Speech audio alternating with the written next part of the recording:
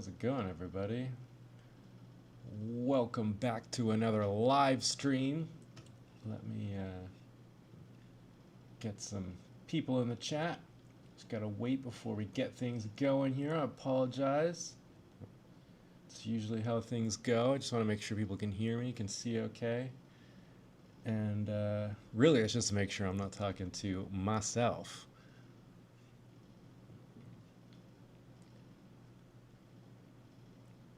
I'm trying to see if my live stream's popping up on my channel's feed, but so far it is not.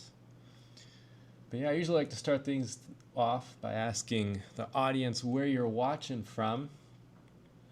That's always interesting. Just because I'm never really sure, like what time is it right now? Australia. I usually get up a lot of it's 11:30 at night in Australia right now. I had no idea they were so close to us. Okay, what about California? 6 a.m. I am messing this up. 9 a.m. where I'm from. What about Germany? I usually get German people in the chat. 3 p.m. This is a pretty decent time. Maybe I should have done a little bit earlier.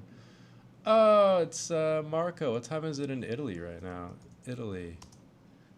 3 p.m. in Italy. That makes sense. It would be the same in Germany, wouldn't it? From France, 3:30. What's up? Okay, so I got a lot of Europeans in the chat. Well, Marco's not really European, but he's in Europe. Watching from Italy. Nice. Audio's okay. We're all good. Everybody can hear all right. Okay. Why is that the thumbnail? I guess that hasn't chosen a thumbnail yet. We got 11 people in the chat. Yeah, okay, so we got France, we got Italy. I'm curious to see where else. Because today, I thought it would be fun, tonight really, is to see if we can pass the Taiwanese driver's license test, which you can do online if you want. Anyone can do it online, I think. I don't think you have to be in Taiwan. I'm not really sure. If not, I'm sure you could use I don't know, maybe a VPN or something. But yeah, so the Taiwanese driver's license the test is notoriously filled with nonsense. The motorcycle and scooter license tests are the same. I did my scooter license test years ago, and I passed. Usually people fail in the first time. I passed it because I did study it a little bit ahead of time. But I do remember it was also, the questions don't make any sense. And then you do the written test, and then after that you get to do the driver's test, which was ridiculously easy in my opinion, but it's probably because before that I had been riding motorcycles and scooters for years. So for me it was easy. Let me see if I can pull up Taiwan scooter license. I'll show you my screen in just a second when I get this up. Scooter license road test. Let's see if I can get a map so I can kind of show you kind of what it looks like. Okay, yeah, here's a pretty good picture. Here, let me show you what it looks like. So if you're going to take your scooter license here in Taiwan, it's on the right-hand side. I apologize, it's a little bit difficult to see it. I don't think I can make this bigger, can I? Let's have a look. Oh, it's the Formosa. Never mind, that did not work. Surely there's a way. Open image in new tab, would that work? Yeah, this is better. Okay. So, on the start, in the beginning, I don't think you're very good at tests. You're right, I'm usually trash at tests. I was an awful student. The scooter test, the written test is not too dissimilar from the car one, but the actual driving test is quite different. And the beginning line you see here, you have to drive on this I would describe it as almost like a railroad track, like a single railroad track. It's about as wide as well. And you have to stay on that for 7 seconds or more. And that's the first thing you do. And that filters out most people. Most people can't do that. They can't balance on something that narrow for more than like a couple of seconds. And you get like 2 tries, I think, before they just tell you, okay, come back another day, you fail. I practice that a lot because you can use the track, and they also have like a line on the outside of wherever you do your test where you can practice this particular thing. And then they also let you on the actual testing grounds, if you want to call it that, where you can go as many times as you want. And I was doing like 12 seconds, 13. It became like a game to see how long I could stay on that railroad track. And then the rest of it's just like elementary, really. You stop at a railroad crossing, wait for it to not be red anymore, take a turn. This part was really hard because you essentially have to do like a U-turn, but you can't. By the way, I forgot to mention, this entire test, what makes it so difficult for so many people is that you cannot put your feet down ever, at all. And I did my test on a friend of a friend's scooter that I'd borrowed. It was such a piece of shit, and I'd never ridden that type of scooter before. Still nailed it because I'm awesome. But it was fun just to watch people struggle with it. It's kind of sad too, because like for kids in Taiwan, it's a lot like getting your driver's license in North America, where it means freedom for people, you know, or like you can finally go wherever you want to go without having to take an Uber or get your parents to drive you or take the bus. And it's very exciting when people get their first scooter in college. But the U-turn was really hard for people to do without putting your feet down. And then it's just, you know, lane change, blinker on, go into the little box. This box in the corner is kind of hard to describe, but in Taiwan, scooters, well, not just scooters, but anything white plate with a white license plate, which means you have 150 cc or less, you cannot turn left at a red light, which is as annoying as it sounds. So what you essentially have to do is when your light is green, you actually go into this box and you wait there, and then this light turns green. So essentially you have to wait through 2 red lights, which is annoying. I don't have to do that on my motorcycle because it's a yellow plate, but yeah, that's the scooter test. It's really easy. And I passed that without any issues at all. For anyone who wants some advice, if you're planning on coming to Taiwan and you want your scooter license, which I recommend you do because it's the easiest way to get around Taiwan, bar none.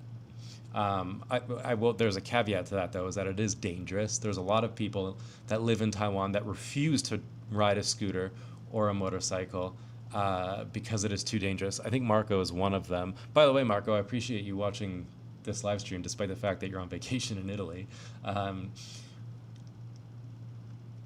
But anyways, yeah, it is dangerous. But if you want some advice for passing this, whether you're doing the smaller scooter test or the larger big motorcycle test, because they're different, one thing for the first part where you're going on, no one cares about this, but just in case you wanted to know a tip, when you're going on this thing where you have to stay on this line for 7 seconds or longer, hold the rear brake slightly, not so hard that you stop dead, but if you just drag the rear brake and kind of blip the throttle at first. Eventually you want to keep the throttle nice and smooth, but blipping it when you're a beginner helps you keep the scooter up. When you drag the rear brake, it stops the scooter from wanting to fall to your left or right, because remember, you can't put your feet down. So it's a balancing act. It's the same thing for when you're lane splitting on a motorcycle or a scooter. Drag the rear brake. Are you taking the car test? Yeah, we're gonna take the car test in a second. You just a few weeks ago. Did you pass? Who's that from? NP Esclo? Pesclo? Did you pass? If you passed, congrats. And it's the same thing when you're doing this U-turn. You don't really want to drag the brake when you're turning, because turning, well, you kind of do. When you turn on a motorcycle or scooter and you press the brake, it wants to stand the scooter back up. right? That's why you want to use it on this straight line, because it keeps the scooter upright. When you're in the middle of a corner and you pull on the brake, the scooter or motorcycle will stand right back up again, which is really scary. A lot of new riders don't know this, and sometimes they take a corner too fast, and then they press the brakes to slow down, and then suddenly a scooter stands back up again, and it freaks them out and they crash. When you're taking this U-turn, just blip the throttle. It's actually the same thing with the throttle. If you blip the throttle, it'll stand the scooter back up too, but in a slightly different manner. I might have gotten that confused actually. When you between the brake and the throttle, I'll have to think about it. My brain's moving too quickly. But yeah, for the corner here, if you feel like you're about to fall over, because it's an extremely slow corner, like it's slower than a walking pace, you just blip the throttle, your scooter will come back up again, and it keeps it. Once you practice that, you get smooth. So my advice would be practice dragging the rear brake and blipping the throttle so that you can manipulate your scooter with the throttle. Because a lot of people are trying to use their weight to kind of move the scooter around this little track. But the track is very small and it's very slow. Pardon, my mouse is skipping across the screen. It's been an issue on my computer for years. But blipping the throttle and dragging the rear brake is going to keep it really smooth, and you'll pass it like in 2 seconds. And it doesn't take long to learn. Once you practice it for like a couple of minutes, you'll nail it. God damn it, mouse, move! There we go. I really want to know if you passed. Failed the first time because I went too slow on the straight line. What? They can fail you for that? Because if you're supposed to go slow on the first line. It's 7 seconds or longer.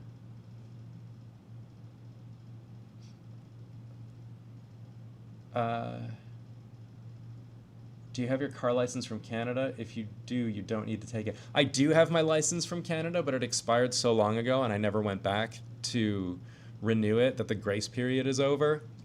So that sucks. I don't ever really go back to Canada that often, maybe once every 5 years, 6 years, because it's so expensive. So, yeah. I got my license. It was the second attempt. Nice. Good for you. Went around Yangmingshan last weekend. I love it so much. Dude, awesome. Good for you. Yangmingshan's great. That's where Lin Yutang's house is. Lin Yutang was an author, and I'm a huge fan of his work, and you can go to his house. If you don't like you're not really going to care if you don't read his stuff, but I loved his work, so I went there and had a blast. I should clarify, I went too slow and had to put my foot down. Or I would have fallen over. Yeah, that'll do it. But I think you get 2 tries, right? If you mess up this part and you put your foot down, they let you do it one more time. Unless you did it twice, then yeah, you fail. But yeah, blip the throttle and drag that rear brake, and you'll be able to nail this really quickly. It's not hard once you practice those basics, but no one knows that. No one tells anyone that. So you have all these kids, right? Like 16, 17 years old, 18, whatever the minimum age is to get your license in Taiwan. I don't even know. And they don't know what they're doing. They just think it's easy because everyone in Taiwan can ride a scooter. And they're just all over the place. Like, people are crashing into walls. Maybe we'll look at videos later. It's hilarious. But people aren't expecting the track to be so small and so slow. And they don't have the skills to be able to like manipulate their scooter or their motorcycles at such slow speeds. So it's hard for people. And it's not, I did the same thing twice. Dude, that sucks. At least you got it the second time, so whatever. Congrats, good for you. And not that it matters, right? If you fail the test, it doesn't matter, because 1, you can take it again, and 2, none of this has any real world practicality at all. Like, at all. What's the author's name? I'll check out their work. Won't be my last time around Yangmingshan. His name is Lin Yutang, so let me... Lin Yutang, like that. He wrote My Country and My People, A Moment in Beijing. I have the books back there. They're great. His house itself, I don't think would be all that exciting, but you can... I haven't been there in years, but they served coffee when I lived there, and you can sit on his balcony, and it's a pretty nice view. If you're up in Yangmingshan, you may as well. I would love to go for a ride around Yangmingshan, but it's so far away from Taichung, I haven't had the chance. But that's fucking cool. If you pass it in Taiwan, you can just get used to it. If you pass it in Taiwan, you can use it to just get a new license in Canada. That's how I got mine a couple years ago. Really? That's awesome. Yeah. But anyways, that's the scooter test. That's a different animal. The car, what the hell? The car license test is different, and this is what this is here. So you can take it online. This is for the car. We're gonna do ours in English. You can choose whichever language you like. Written test. Okay. Again, the test is nonsense. Some of the questions are easy. We'll blow by those really quickly. Some of them are a lot more difficult, and that's where I'm going to need the chat. I'm going to need you guys, your guys' help to get some of these. Okay, so we're going to start it. I can't remember. I think, what is it, 100 questions? So automobile general. Yeah, this one. Confirm. I think there's a time limit as well. So it's a 30-minute test. Test time is 30 minutes. Mechanical knowledge. Test time is 20 minutes. What the hell does that mean? For first-time test makers, totals 50. Okay. I agree. Start the test. And again, anyone can do this. Start ourselves off with a video. I am sharing my... You guys can see what I'm doing.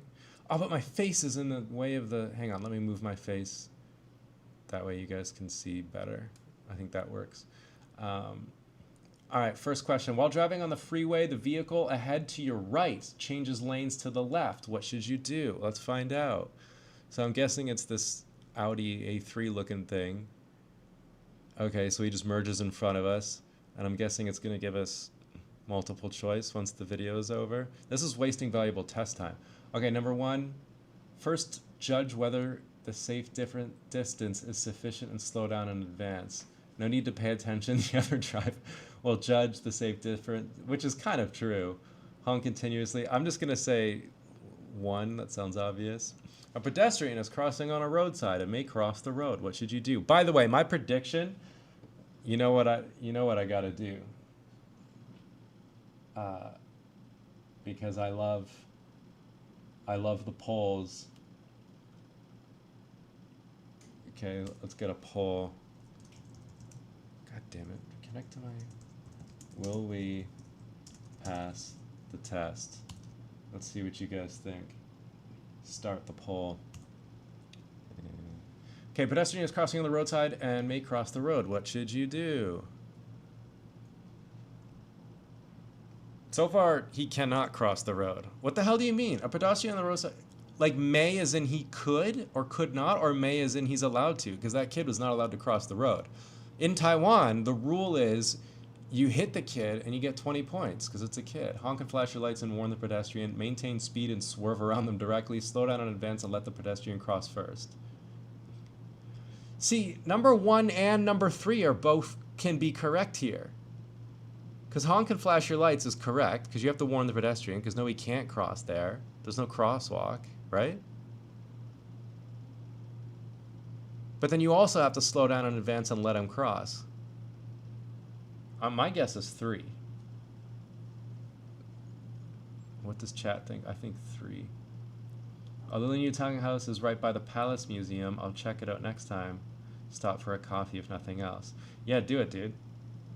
Also, they used to have food. His wife was sort of famous for cooking his favorite food.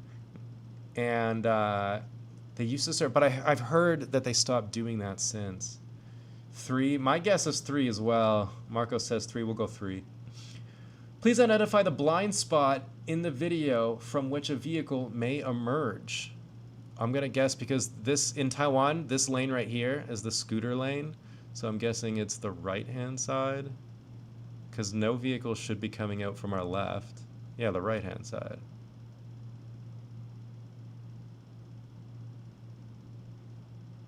Behind the oncoming vehicle, parked vehicles on the, where it may emerge, parked vehicles on the roadside, the pillar on the sidewalk. I didn't even see the pillar on the sidewalk. What pillar?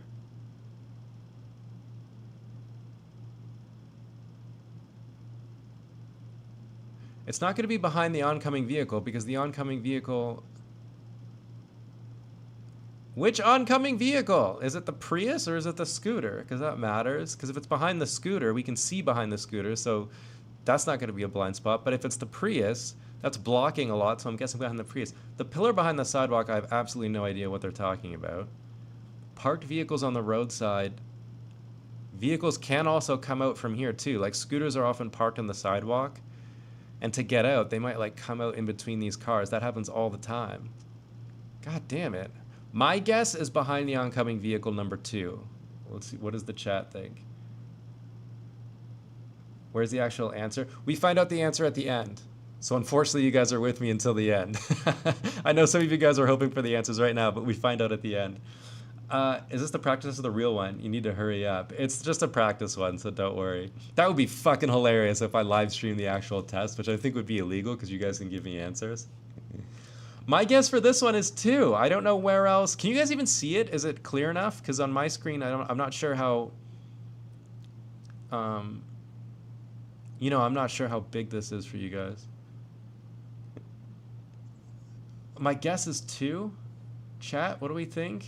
There's a slight delay in the chat, so I gotta wait a second. But Jason's right, because we have a time limit. So, and I'm only in the 3rd question. There's 50 of the goddamn things.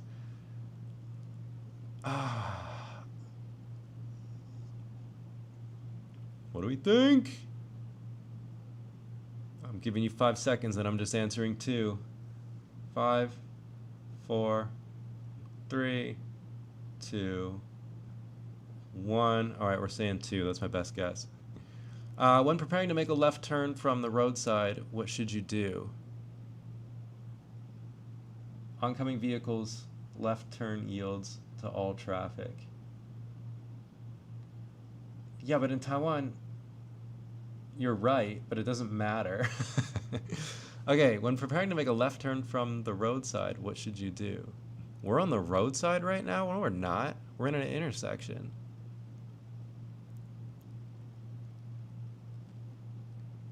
I know what we should do. Make this turn as slow as possible. Activate the turn signal. Confirm there's no pedestrians. Okay, all of the above. That one's easy. Is it universal all around the world that when you're doing a driver's test, if there's all of the above as an option, that's automatically the answer? An oncoming vehicle continues to display its turn signal and approaches the intersection without slowing down. What should you do?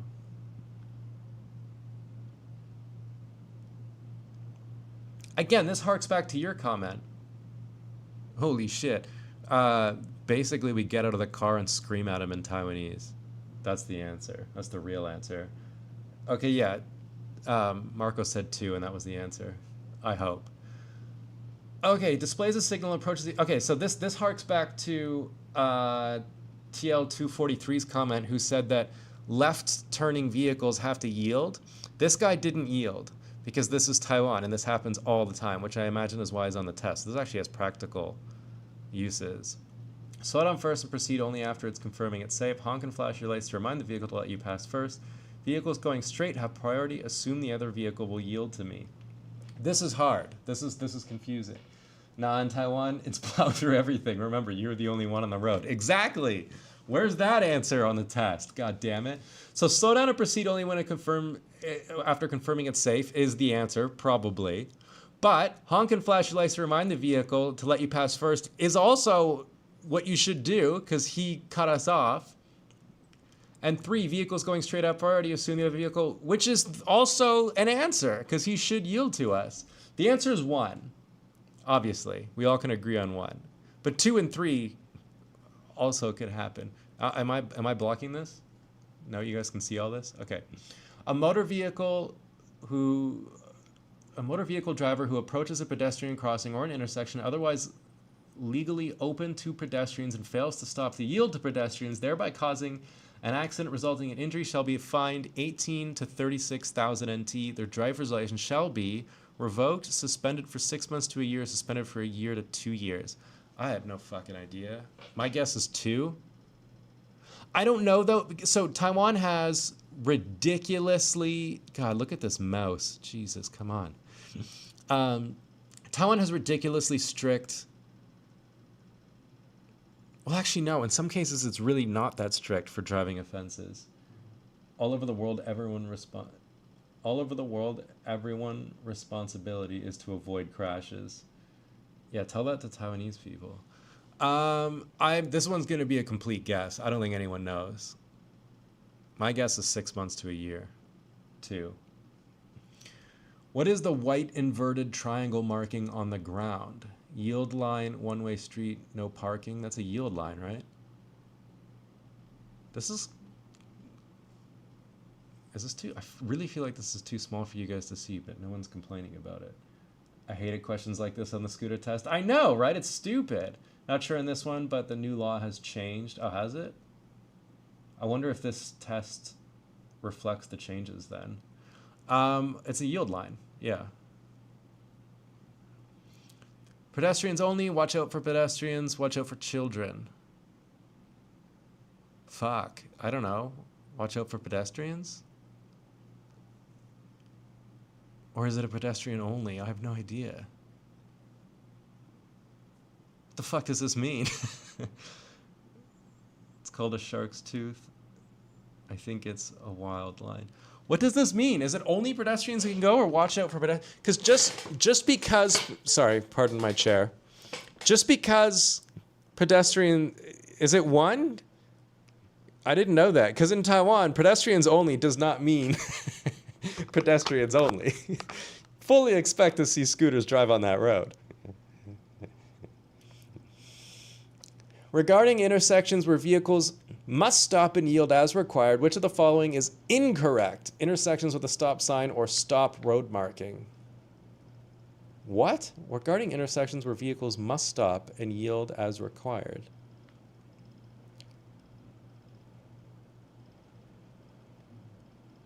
They have to stop and yield? It's the yellow one, right? Yeah, 3. That's the school sign in Taiwan, is it? Watch out for pedestrians with hats. Yeah.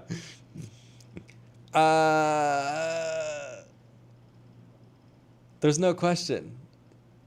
Shit, I only got 19 minutes. Flashing yellow light, flashing red light, pedestrian crosswalk signal. What's the question? The fuck is the question? What is the I don't know. Flashing yellow light? There's no question. Pedestrian crosswalks? I've never seen these signals at pedestrian crosswalks. I'm going to go with 3. I have no time to wait for chat. My guess is 3. There's no question. I don't know. When a car is making a left turn and the signal changes to red before it has crossed the stop line, which of the following statements is correct? It constitutes failure to turn left as required and is subject to a fine of 600 NT. It constitutes running a red light because the signal was red at the moment it crossed the stop line. It's considered residual clearance at an intersection is not subject to penalty. Hang on. When a car is making a left turn and the signal changes to red before it crossed the stop line, which of the following is correct? It constitutes running a red light because the signal was red the moment it crossed. Shit, I don't know. 1? Jason said 3. You're too late.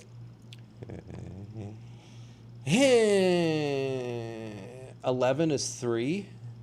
What? What did I say? No, it isn't. No, it isn't because it turned red before they crossed the stop line. Hello, Prazi. How are you? What's up, Dope Fishy? No, so I'm going to say it's a failure to cross and it's number 1. Yeah. Okay. When driving through a pedestrian crossing on a green light, if a pedestrian crosses without following the signal, which of the following is incorrect? The pedestrian shall be fined 500. If the driver fails to stop and yield, the driver is found 1,200. If the pedestrian's actions causes the driver to be unable to react in time and an accident occurs, the pedestrian still bears responsibility. Incorrect. So basically,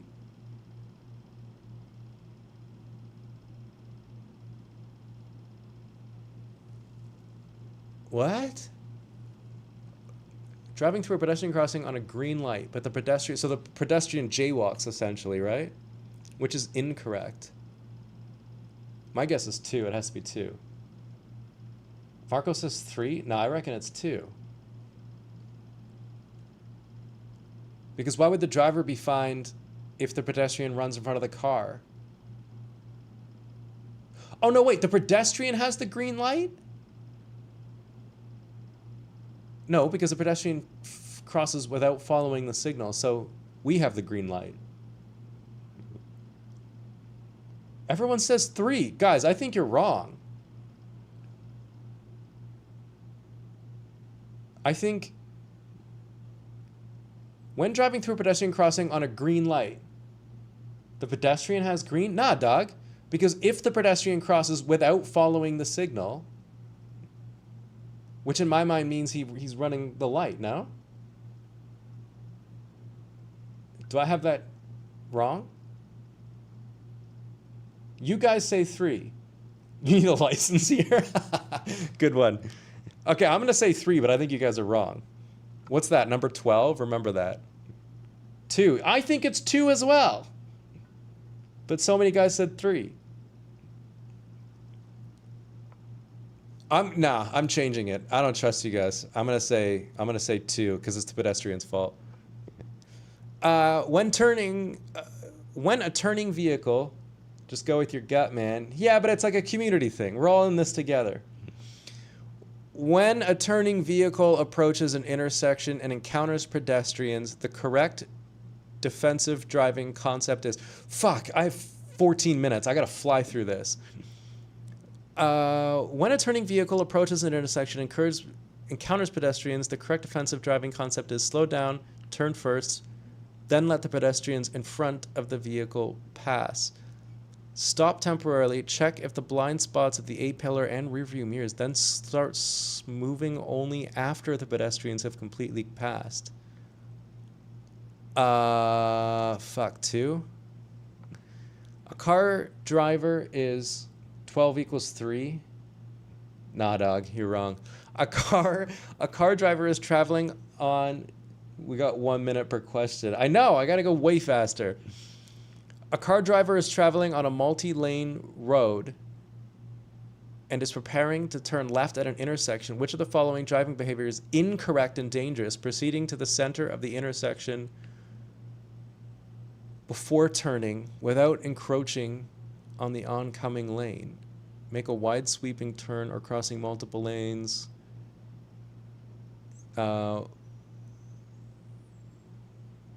Which is incorrect and dangerous? 2. When a large vehicle is turning right at an intersection, how should a small vehicle respond? Pass quickly from the right side? That's what I do. Drive close to the large vehicle to avoid being cut off. Drive behind the large vehicle and keep a safe distance to avoid... 3. Raised left arm with a palm facing right indicates right turn, left turn, rear vehicles are permitted to pass. I don't know, right turn? Is it? It's right turn. You guys are trying to answer some of the questions and I'm going too quickly because I'm running out of time. I've got 12 minutes left. When vehicles are approaching an intersection where there is an island separating the slow and fast lanes, vehicles moving in the slow lane may turn left. May turn left. There's no applicable regulation. They can't turn left. What is the safe distance for large vehicles to drive through a tunnel that is 4 kilometers long or more, or announced by a competent authority? I don't fucking know. How? Why? What a weird specific rule. 50. I don't know. 40 meters. Which of the following statements is incorrect? Large vehicles on roads with 3 or more lanes in the same direction. Large vehicles on roads with 3 or more lanes in the same direction shall not drive in the inner lane except when preparing to turn left. What the fuck are you talking about? Small vehicles may drive in both inner and outer lanes. When driving at a slower speed, they should drive on the outer lane and may change arbitrarily.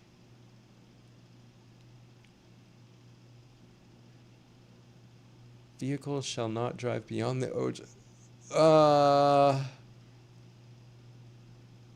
I'm gonna say 2. I don't fucking know. Hi, Prozzy. When's the next podcast episode? Yeah, I don't know. I got to get Alan out of the poker club.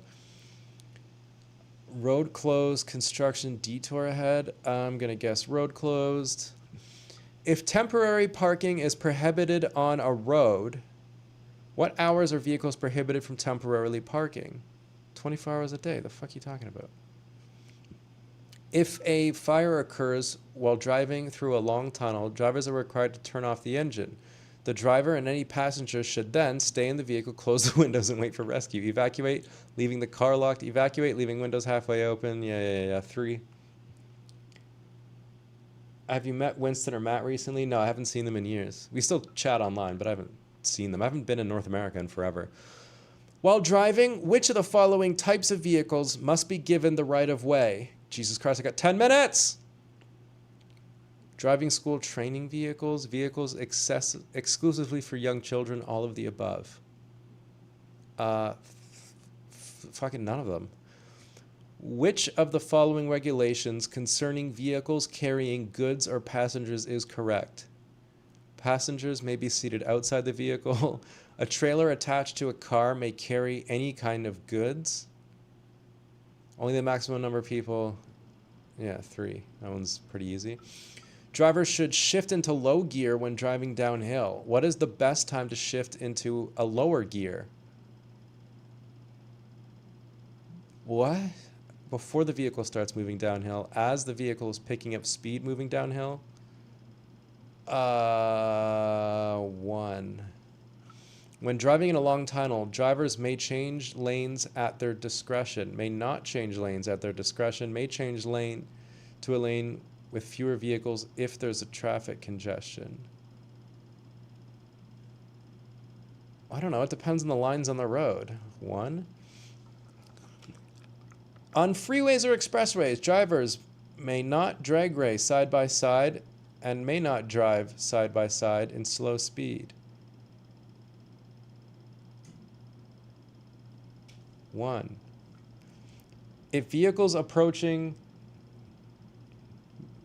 he's fucking gambling all the time. I can't get him to sit down for a podcast. What do you want? If a vehicle approaching from the opposite direction have bright headlights or high beams, the driver should retaliate by using high beams. Exactly what I do. It's obviously number 3. I gotta fly through these. I'm running out of time. When a large vehicle arrives at an unsignalized intersection, the fuck is unsignalized? And an oncoming vehicle has already entered the right-of-way zone, what is the most correct action? The large vehicle may proceed first due to its size. Slow down and let the other driver go first. No need to slow down, but just watch the rear. Number 2. When driving on a freeway and encountering a vehicle slowing down ahead, how should you respond? Apply the emergency brakes. Hell yeah! Fucking e-brake out of that situation. Maintain a safe following distance and gradually reduce speeds. Yeah, obviously. When a small truck, not a van-type cargo vehicle, is loaded with goods, what is the maximum loading height from ground level permitted by law? Who fucking... I don't know! 2.5 meters. For illegally driving on the highway shoulder, upon being cited on the spot, the penalty is a fine, demerit points. Without a fine and demerit points. I don't know. Do you get demerit points for driving on the from the thing? What's up, Vanessa? I'm going to say a fine. I don't know. When a driver causes a traffic accident with no injuries or fatalities and the vehicle is still drivable, which of the following procedures is correct? Mark the vehicle's position and photograph the relevant evidence first, then move the vehicle to a location that does not obstruct traffic. Do not move the vehicle. Wait at the scene for police to arrive to preserve the original evidence. Only need to reach a verbal agreement, yada, yada, yada. This one's hard because in Taiwan, you're not supposed to move the car. But number 1 is probably... I'm going to say 2 because I know you're not supposed to move anything. Even if you didn't hurt or kill anyone. What do we got? 6 minutes? Jesus Christ, I got to hustle. When a motor vehicle driver is involved in a traffic accident with no injuries or fatalities, which of the following is correct? It is sufficient to resolve the matter privately, leaving the scene without reporting the police is not subject to felony. No, that's not right. The situation must be handled according to regulations. Those who flee the scene shall be fined and have their driver's license suspended. Since there are no casualties, the driver may leave. It's number 2. Drivers who disagree with the decision of the Regional Assessment Committee regarding an accident liability have to obey the decision without objection, may request a review by authorities, may file a complaint. I think you can request a review. I don't know. If a driver causes a death of a person when drunk driving or because they hit a pedestrian on a sidewalk, how are those two even closely related? What will happen to the driver? Any criminal penalty will be increased by 50%. They will not be punished. Their criminal penalty will be the same. I don't know. Number 1. A motor vehicle driver who forces other vehicles to yield on a road by tailgating or sudden lane changes. How can you force a vehicle to yield by tailgating them? That doesn't make sense. Displaying a turn signal makes it a legitimate act. This constitutes improper driving behavior. It is permissible as long as no accident. Yeah, number 2. Fuck me, this one's long. A new vehicle equipped with a level 2 advanced driver assistance system. I don't know what that is. Okay, it tells you. So it's got adaptive cruise control, lane keeping. It's traveling on a national highway. Regarding driver behavior awareness during driving, which of the following best complies with safety, effective, blah, blah, blah, blah. Recognizing that the current system has limitations in detecting stationary construction vehicles, the driver should actively take control when passing through construction zones rather than yada, yada, yada. This will automatically follow vehicles. The steering wheel, you can take the opportunity to score your phone. Because the system can recognize lane markings, it is safer. I'm just going to go ahead and say number 1. What does this sign mean? No motor vehicles allowed. No empty taxis allowed. No vehicles of any kind allowed. I'm going to say no empty taxis. Okay, I got 10 questions left with 4 minutes to go. Fuck. When driving into a national highway construction zone, which of the following behaviors is most effective at preventing accidents? Accelerate, overtake lane, no. Activate driver's assistance system, no. Change to the non-construction lane early, maintain, 3. When a motor vehicle driver is found driving under the influence of alcohol, in addition to fines and suspensions and all that other shit, what must happen to the vehicle being driven? If the vehicle owner is not the driver, the owner must receive verbal warning and attend a training course. The license plates of the vehicle will be suspended for 2 years, and the plates shall be confiscated, impounded, and stored. The plates of the vehicle shall be revoked for 6 months, and the plates will be confiscated when the vehicle is imported. I don't know! Let's just say 3. When jump-starting a vehicle, the positive terminal of the rescue vehicle's battery should be connected to the positive, I think? Is it negative to positive? You voted fail? You're probably fucking right, dude. Is it 2.8? 5? Which fucking question was that? God damn it. When the battery is dead and the engine cannot start, which of the following statements is correct? Both manual and automatic transmissions? No, only manual can be push-started. Insufficient tire pressure is likely to cause both the inner and the outer to wear more quickly, the middle of the tire to wear more quickly, the steering to become loose. All of them.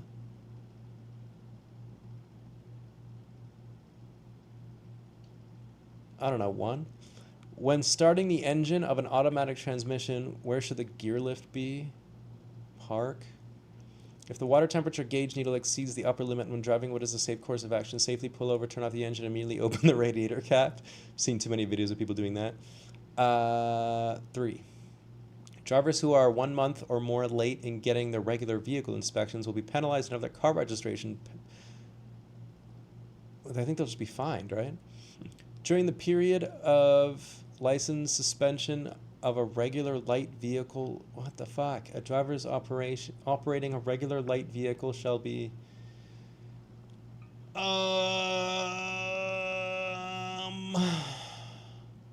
take your license. I don't know. A driver who has accumulated demerit points due to traffic violations and has had their driver's license suspended twice within 2 years and subsequently violates the demerit points regulations again, the penalties will be 2. Which of the following statements about tire maintenance is correct? Regularly check tire pressure. Maintaining proper tire pressure can reduce fuel consumption and extend tire life. It's probably number 1. Once a tire tread wears down to the tread wear indicator, drivers maintain higher. It's number 1. Okay, so I'm finished. Which question was the 2.85 one? I don't remember which one that was. I got 55 seconds. Fuck. Where is it? Which one was it?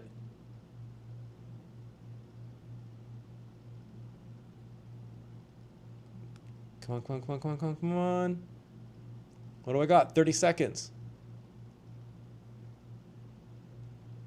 Ah, 2. Okay, I've changed it. All right, we're going to hand in our test. Let's see how we do. Your test will be scored. I did it with 25 seconds left. Your test will be scored immediately after finishing the test. Whew. What do we think? 79% of you said yes. Let's see how we do. I'm from Taiwan but living in US. Oh, it's outdated? Yes, confirm. Fuck me, come on. God damn it, we failed! Fuck! We got so many of them wrong! What the hell? Okay, so this means road closed? That's what I said, right? I meant to say road closed. Shit. You have to get, I think, 85% or more, I think. Okay, when driving in long tunnels, the answer was may not change lanes at their discretion. Okay. For illegally driving on the highway shoulder, upon being cited on the spot, the penalty is what? Demerit points and a fine for that? Jesus Christ.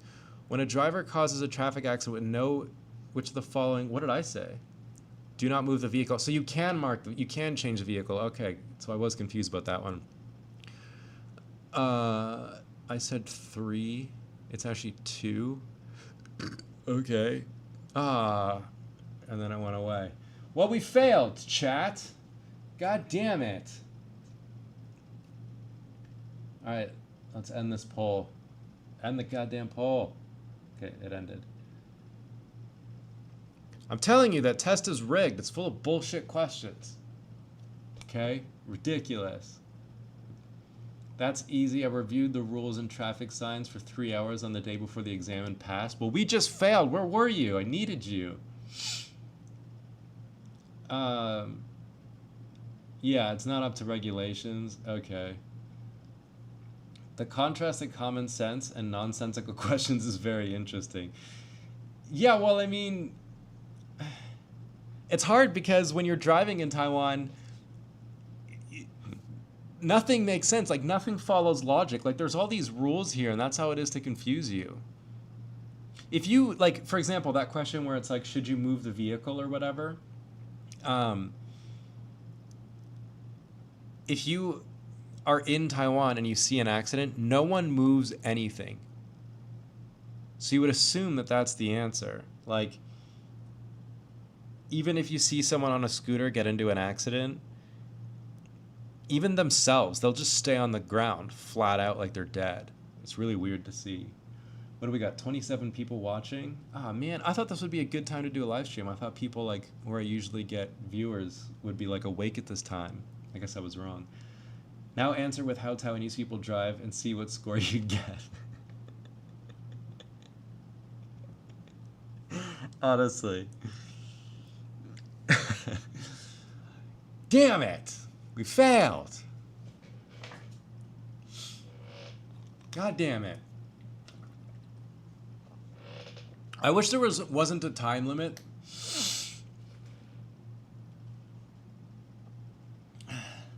For the practice test, so I can spend more time, like, with you guys discussing this, because it doesn't look like I can even choose, right? No, I can't choose.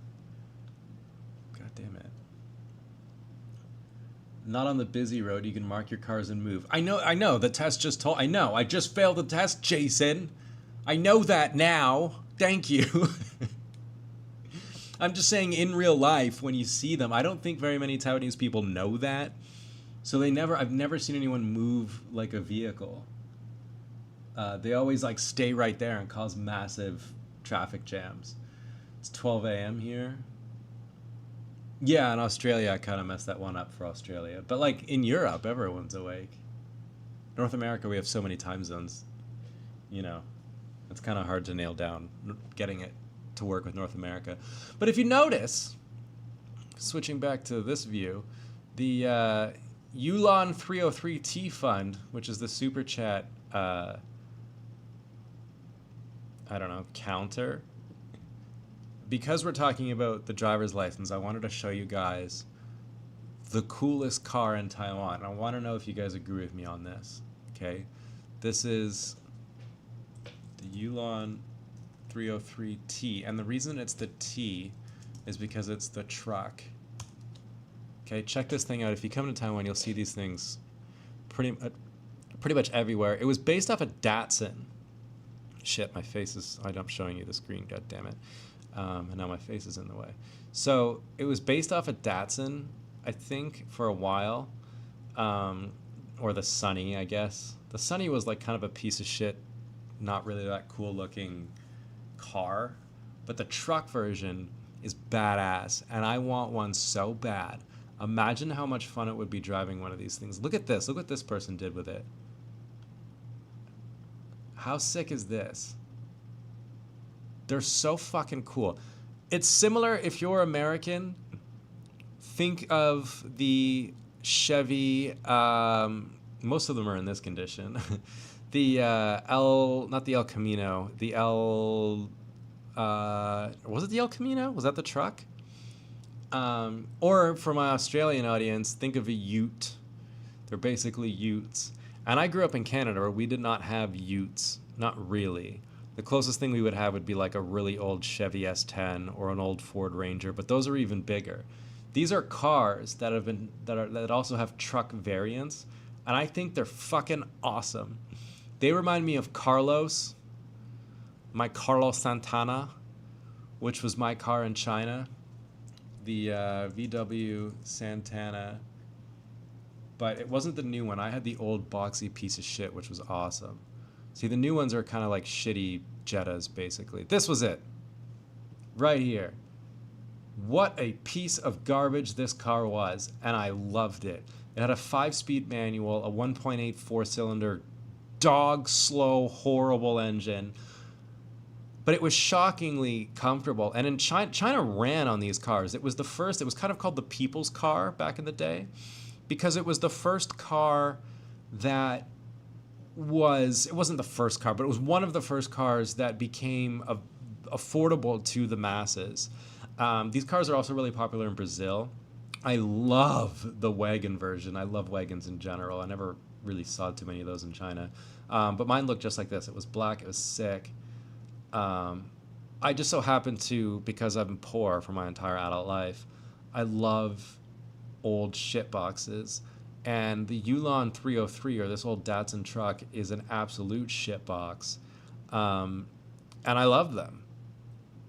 I love them so much. I love looking at them. Every time I'm driving and I see one, I think they're sick. And I would really want one. My only problem with them is that I'm not entirely convinced that I would fit in one.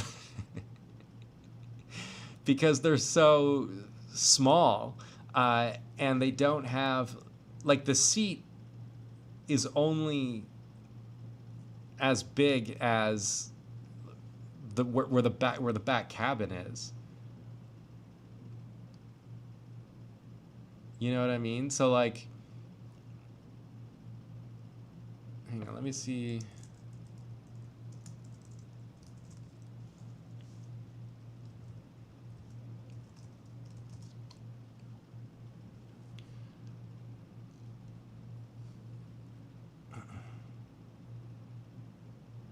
I gotta put in a location here. We're gonna check Facebook Marketplace. I'll show you in just a sec. So let's say Taichung, Taiwan. Within, I don't know, 250 kilometers should cover the whole island. It does. We're gonna search for the 303T. See how much one of these things go for. I think they're fucking sick. Failed it. Just got back. Did you pass the test? No, we failed. It was embarrassing. So yeah, so this one's 100 grand. Check this beast out. 100,000 NT. What is that? 100,000 NTD to, let's say USD. I don't know how many Americans watch. 3,000 American dollars. Tell me, chat, would you pay 3,000 American dollars? How would it cost per year? Fucked if I know. It's carbureted, so like I have no idea what maintenance goes with a carburetor. It's 3,000 American dollars. Okay, what is this in Australian dollars? I'll hook this up for Vanessa. 4,400 Australian dollars for one of these things. I love the mirrors on the hood. I think those are awesome. These are super useful in places like Taiwan because you'll be driving through a lot of like alleyways and things like that. And these actually are good for gauging whether or not the front of your car will fit through an alley. Manual transmission, fucking awesome. This guy's stuck on a Momo steering wheel. This thing's been redone.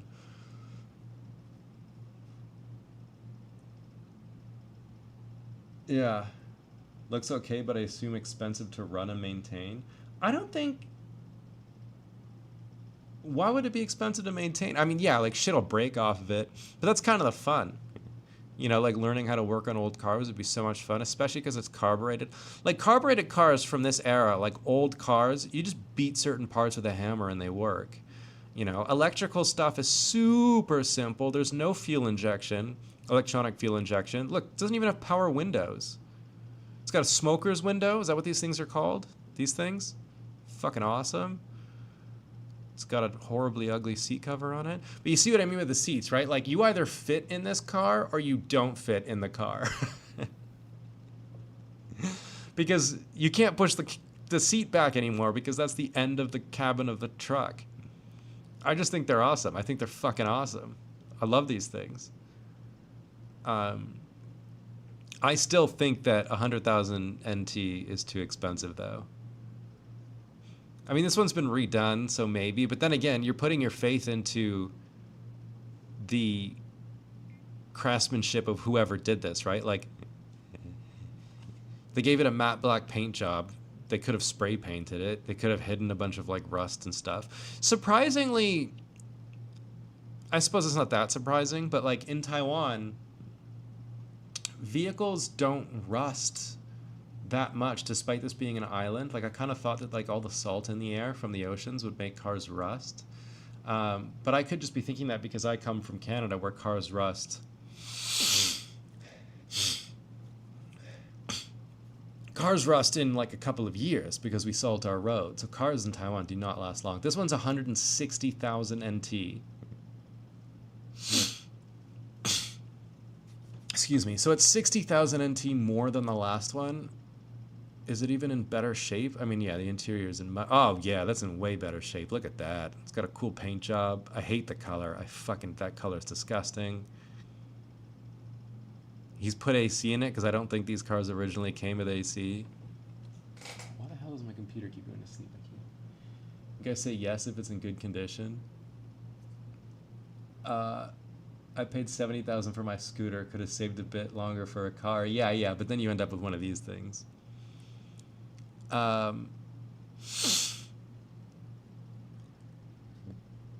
1.2 liter. Look at that. Look at that carburetor sticking out there. There's so much room in that engine because it's such a tiny engine.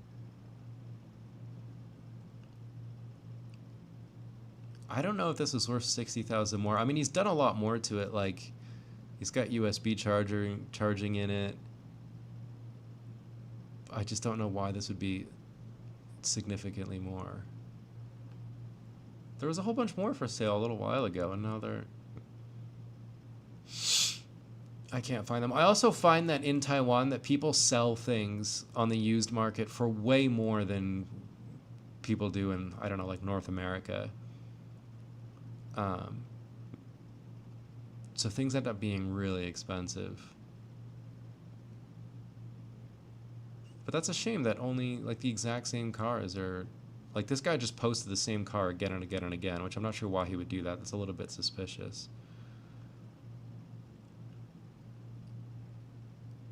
100K you can barely buy a nice scooter like a Vespa. Yeah, that's true, but that's like I already have a scooter. The 8891 is a cool website for used cars. Is it? Let's check that out.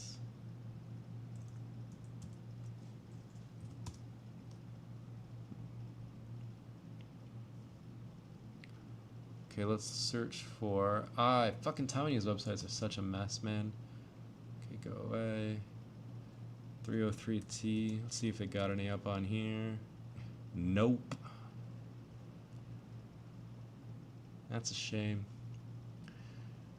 But, yeah, I just think it's a really cool truck. I would love to have one. So that's the Super Chat fun for today. Although I'd be surprised if that goes anywhere. But we shall see.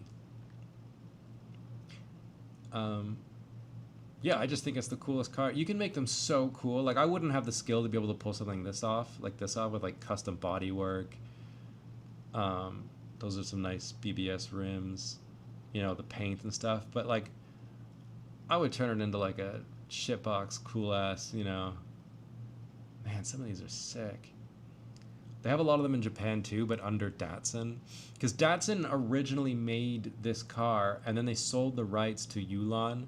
And then there was another company, I think, called Formosa or something that also made this truck. You'll still see them, I think, in use at airports. They use them for, like, whatever, airport stuff. And Taiwanese people don't think they're cool. Like, very few people do, but I think they're awesome. Vanessa with 10 Australian dollars. Here's some money for your car. Cheers. Thank you. I appreciate that. My thing turned off, so I didn't get Wu-Tang is for the children notice. My speakers automatically turn off. There you go. I'm $10 into this car. But yeah, most of these that you see are in like really rough condition on the road.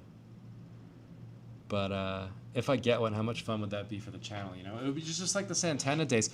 I feel sad that I didn't get to do more with the Santana when I lived in China, because it had a lot of problems. Like the alternator kept dying, but I didn't know that because I was dumb, and I just kept replacing the battery, because every time I took it to a mechanic, they were like, yeah, the battery's dead. So I was like, but I just replaced the battery. And they're like, oh, I don't know, it's an electrical gremlin, I'm not going to go looking for it. It was just the alternator. And I couldn't get it to start for like months, so I just parked it in my garage for like a year and never really used it. And one day I was in the garage, and I had all these cars, I had all these scooters, I had all these motorcycles. Man, Vanessa, you're such a legend. You're bringing my dream back alive, dude. I had all these scooters. I had all, like, you know, Kevin, for some of you OG people. I had different types of motorcycles. Most of them are like shitty things that I stripped apart just for fun. And I walked by the car, and I was like, oh, man. I just sat in it, because I was like, I miss kind of driving this thing around, just fucking with it, you know? And I put the key in, and it started, and I was like, what the hell? I love it when that happens. I love it when cars fix themselves. You know? I love that. And then I called Seamook, and we went on a road trip. We went to... the fuck did we go?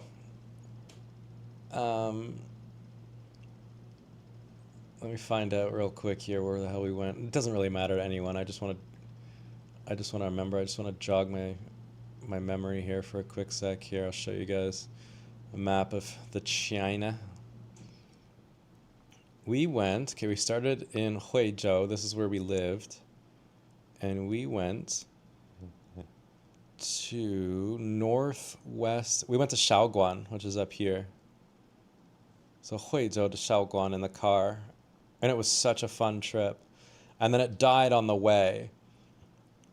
So we had to call these like gangster friends of ours to come and pick us up. They picked us up and we had a fucking blast with them.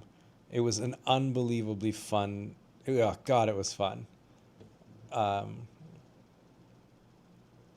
We had a great time with those dudes. I wonder if I can find, let's go to my channel here real quick. Let's go oldest, because this is a long, long time ago.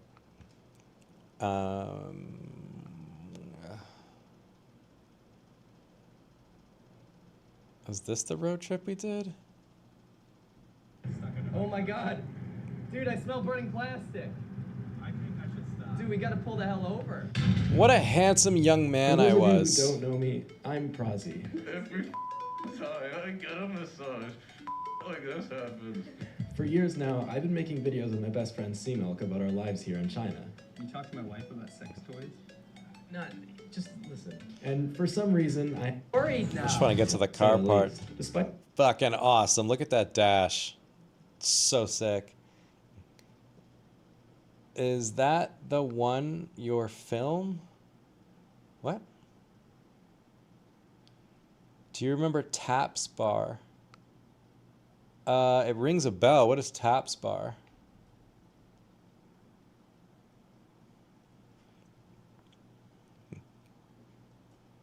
Yeah, this thing was awesome. What a piece of shit it was. We just loved driving it around. being made entirely of squares, we both consider the Volkswagen Santana our favorite car. The steering wheel could fly off. I feel like all the wheels could fly off. I feel like the bumper could fly off. I feel like the hood could fly up and hit me in the face. Where's like the Shaoguan trip though? That was fucking so much fun. Climbed a mountain. I don't know where it was. Maybe it was on C-Milk's channel. But that was a ton of fun. Shaoguan was crazy. China, fucking everywhere in China was crazy.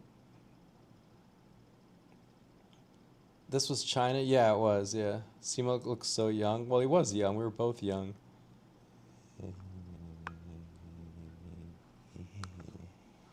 Yeah, this was all in the China, but we'd do trips like we did. One time we decided to get in C-Milk's car. He had a Suzuki Swift back then. We started in Huizhou where we lived. Then let's do directions. We drove to Zhaoqing to pick up our buddy Beard. Then it's not gonna give us any information because there's no Google in China. Oh well.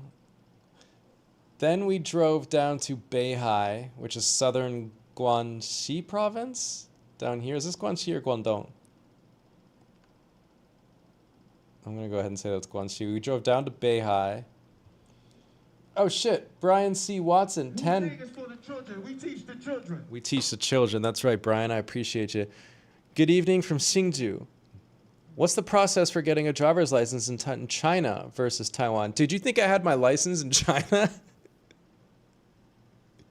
I have no idea. I feel really bad that you super chatted a question I can't answer. Dude, I had no license there. Dude, I bought... Oh, what the fuck? This map is all fucked up. This one needs to go up here. Yeah. I bought that car, the Santana, which I just closed. Yeah, I bought the Volkswagen Santana. I'll tell you the story. I told it on my channel before. But I bought that thing from a used car lot. You know what? I'm going to pull up the video right now. Fuck it.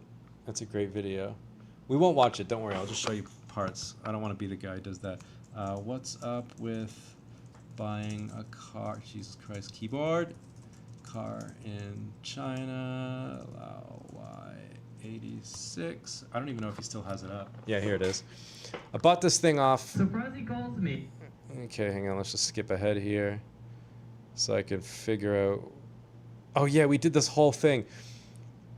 None of my bikes had, look, no helmet, nothing. And we were driving through this village. This was 5 minutes from where I lived. Okay, this is fucking nuts. Look at this abandoned... These days, no license to get you crucified. Yeah, well, this was back in the day. This little village was abandoned. It was like 5 minutes from where I lived. Is he gonna go rob me? Why are there like Tibetan By the way, flags? Brian, thank you so much. I appreciate you. Dude, what the hell is this? So this is like this abandoned village, and in the Is this your hood? Is this what you want to show me? Okay. on the outskirts of this village was a used car lot. This guy just like, I guess, owned the land, had a whole bunch of used cars and would sell them. But this was China back then. I don't even know if you would see this nowadays. You know? What do we do? Go the wrong way? It's not this. These are like... It's like what? children's shoes. It's like children's shoes and like Q-tips and syringes. I saw syringes on the ground. God damn, my content was so much more interesting, wasn't it? But this is like the remnants of how Chinese people lived before there was an explosion in middle class, and people started making money. It looks a lot like a Taiwanese village, I'm not going to lie to you, minus the trash. Taiwanese villages wouldn't have trash, and Taiwanese roads would be paved. But yeah, eventually we come to the used car lot. Here it is. And I paid the guy cash for it. I even filmed it. Oh, nice. That's like $1,100. Dude, that's not bad at all. That's freaking awesome. This has been our dream forever. Oh god, let's check this out, dude. So Prezi, when did you find out about this? I was walking a couple days ago and I passed by and my heart like went. I literally just like threw a bunch of cash into his hand. I don't know where that shot is though. Oh, here it is. We had the guy come over. We actually reshot this. In there? Yeah, the van. There's just this bus. That's her home. I guess they're out right now. What were you doing hanging out here? I was just out for a walk. I was staying process of hanging out with all my homeless guys, you know. Yeah, just threw a whole bunch of cash in his head. It was so awkward because the guy didn't know what we were doing. And then he was like, "Do you have a license?" And I was like, "Nah." And he's like, "Well, how are you going to register the car?" And I was like, "I'm not." He's like, "So you're just going to have it for fun?" As in, like, he thinks I'm just going to, like, work on it or, you know, you're just going to, like, you don't know, like, play with it. I was like, yeah. And I did not. I essentially drove it everywhere. Oh yeah. I mean, there's a lot of things that are wrong with it. I had a button missing in the dash. I had two buttons missing in the dash. Dude, it was a sick car. It was so much fun. It was such a piece of shit, and I loved it. Look at that thing. This is so gangsta. I know, right? China's quite a lot boring now. Is it? I don't know. I sat in this thing and my mouth just like started salivating. Like I couldn't wait. I wanted one so bad. Now I'm in it. Sure. And it's so. Yeah, dude, the thing's sick. I'm so happy I got to buy it. It was like, I said that in the video. Ow, my throat. I said that in the video back then, and I was being honest. I wasn't like, "Oh, look how funny this is. This is stupid." I genuinely dreamed about owning that car. I wanted it so bad.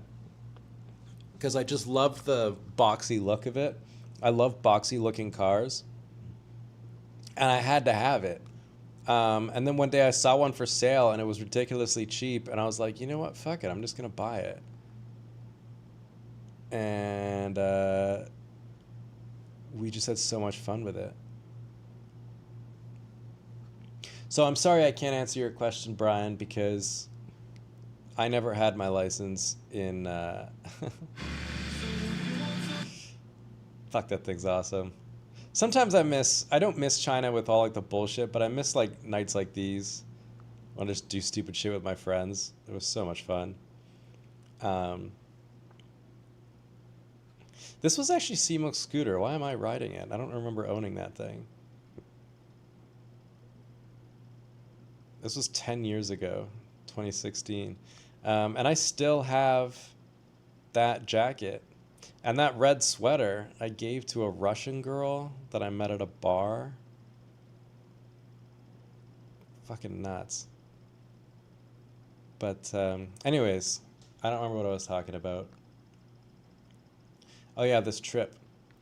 So yeah, speaking of stupid shit we did, like not even filming it, we did Huizhou, Zhaoqing, stayed in Beihai. Then we went to the border of Vietnam, which was called Mai Nong, I think. Yeah, Dongxing. Yeah, it was here. This was where they fought like some of the battles and stuff when China and Vietnam were at war with each other. Then we left his car here on the China side of the border. So the top half of this map is China. The bottom half is Vietnam. We chilled here for like 2 days. It was a very odd place. And then we realized we needed visas to get into Vietnam. So we were like completely unprepared. We found this guy who was like, yeah, give me your passports. I'll get you visas. And we were like, what? So we just gave this random dude our visas, our passports, sorry. And then he did. He got us like Vietnamese visas.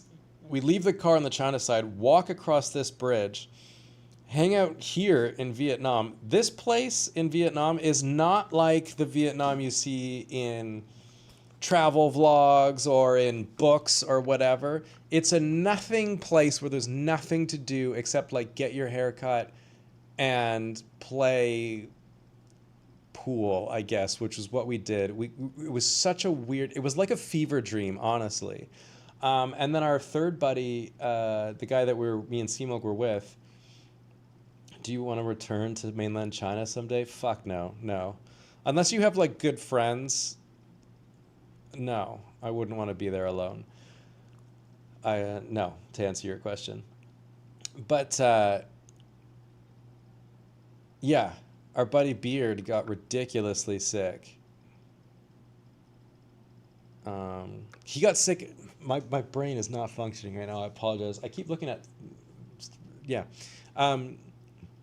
We got drunk with some soldiers that were chilling on this river right here. So, yeah, you can see here, China's up there, Vietnam's down here. We were drinking with them along this river. There's like these steps that go down. Does Google Maps go to Vietnam? Oh, almost. I could have brought you to the exact same spot. We can actually check it. I wonder what it looks like today. Because this was like 10 years ago. Yeah, like look at this. Just nothing here. We're drinking with these soldiers and we're chatting all night. And I was like, I gotta take a piss. And he's like, well, if you're gonna go piss on China. Because these soldiers obviously hated the Chinese because of the war they fought, you know, years ago. And I walked down to the river and as soon as I like start to piss, all these lights, these searchlights, just like turn on from across the river. And it scared the shit out of me, and I ran back up the stairs while pissing. I was so drunk. And all those Vietnamese soldiers were laughing their asses off at me. It was so embarrassing. But this was there was nothing to do here. It was such a weird place.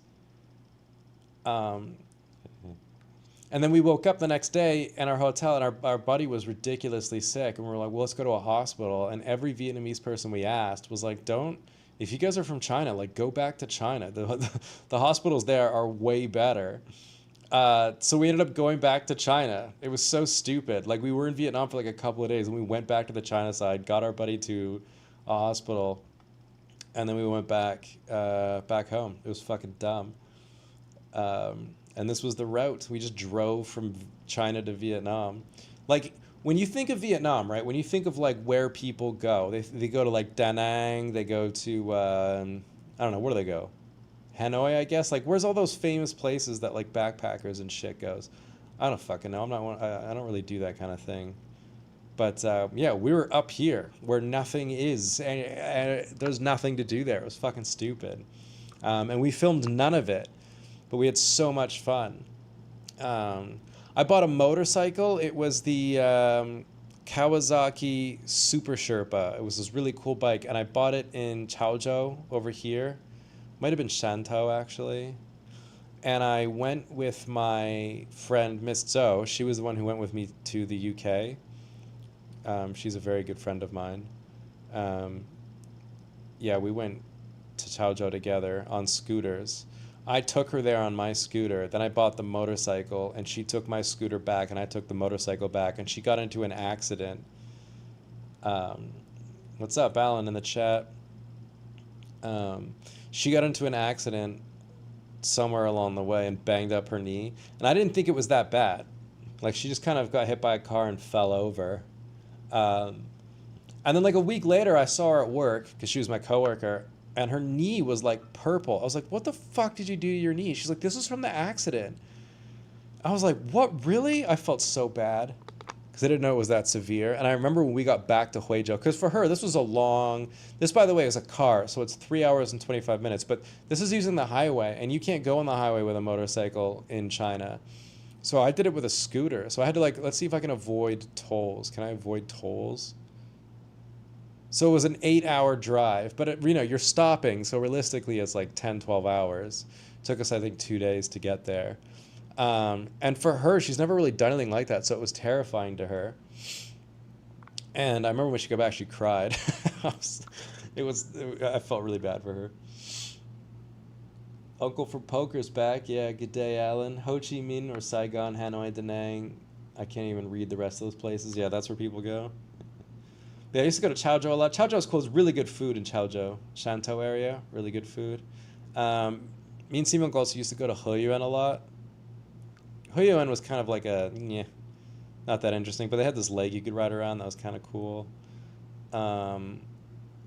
Meizhou is where Miss Zhou is from. So I rode to Meizhou a couple of times. I spent Chinese New Year with her family up there. That was really fun. So I drove all around Guangdong. And then one year I went back to Canada. I was so bored. And Simok was bored because, like, we used to hang out all the time, like every other day. And then I was gone, and then he felt like he had nothing to do, blah, blah, blah. So when I got back, he was like, dude, we got to go on a ride. We got to go on a trip. I was like, where do you want to go? He's like, let's go to fucking Jiangxi province, which is the province just above Guangdong, this one. This is where Mao Zedong started his, like, communist revolution, like, where it all kind of began. He's from Hunan, but, like, Jiangxi is where his base was, like, right before he did the Long March. So Jiangxi was a fucking crazy place. I have stories from Jiangxi that I can't even tell on this live stream. It was fucking nuts. I don't even remember where we were. Ganzhou, maybe? I don't remember. Where the fuck were we? Let's exit this. We drove... Was it Jian? Did we go to Jian? If I see the name, I'll know it, because I met a couple of Chinese friends, and to remember who they were, I wrote the name of the city that I met them in. Xinyi sounds familiar. I don't even remember. We went to some, like, fuck-off tiny town. It wasn't Changsha, which is a huge city. Chaozhou area is quite chill. Yeah, it's sick. Halong Bay is also popular. Yeah, right. I've heard of all that. Where the fuck? Maybe Xinyu? I can't really remember, but it was a really fun trip. We rode up there. You lived in Jiangxi? Nice. I just visited it. I never actually lived there. We'd also drive... We couldn't ride into Shenzhen because Shenzhen and Guangzhou, they banned motorcycles. And they were really strict in the city, so we never drove down there. But what we did do is drive down to Pingdingshan, which a friend of mine, a coworker of ours, is from there. And that place was sick. I loved it down there. It was such a unique area. It was so cool. I'm trying to see if I can't find it. I know it's in one of these, like, weird peninsulas down here. Oh, maybe Pinghai. Maybe that's what it was. Pinghai-Jen. But Pingdingshan sounds really like it was correct. I'm not really sure how many people in the chat care. But I also film videos down here. But again, when I was filming in China, I never bothered to, like, tell anyone where I was, because, like, China back then was so, like, obscure and unknown that if I said where I was, no one would really care. Where the fuck was this place? We used to go down there all the time to the beach and hang out, and there was, like, really good food. And it's also really cool because everyone has family, like, everywhere. So if you have a local friend, you know, you just hang out. Well, there's Pingshan, and usually... Yeah, and then you just hang out with your friends' families, and they really take care of you. Huidong, my girlfriend was from Huidong at the time. Maybe it was down here. Oh, Pingdan Jiao, we're getting close. Is this the Half Moon Bay?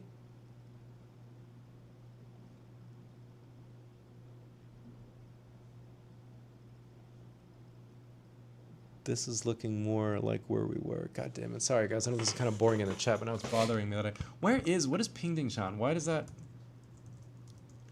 Oh, fuck. That's in Henan. Sorry, that's where I used to live. I'm getting it confused. Yeah, Double Moon Beach. Here it is. It's fucking here. Maybe it was Pinghai then, and I was getting it confused with Pingdingshan, because Pingdingshan's in Henan. A lot of my students were from there. But yeah, this place was sick. And now, oh my god, it's so crazy now. This is all just security cam footage. Yeah, it's all been done up to be like beach resorts and stuff. These are terrible photos. I apologize. They're all coming from security cameras. But all these like 5-star resorts have popped up. But back then, I remember they were just starting to build these. It was still like just kind of coastal village vibes back then. But the beach has become very popular in China recently because people are starting to have money. I was in the middle of the countryside pretty much. Oh, really? The countryside in Jiangxi is poor. But yeah, we would ride down there, hit the beach. It was fucking awesome. I liked living in Guangdong. It was exciting. You can go anywhere.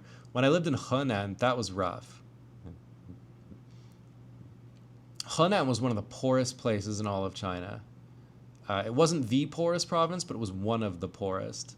And my students weren't really that poor. It was a pretty big mix of people. Because I taught in Kaifeng. Man, a Chinese map is confusing to look at. Yeah, I taught in Kaifeng, which is not a big city, at Henan University, which is one of the oldest universities in all of China. Fun fact.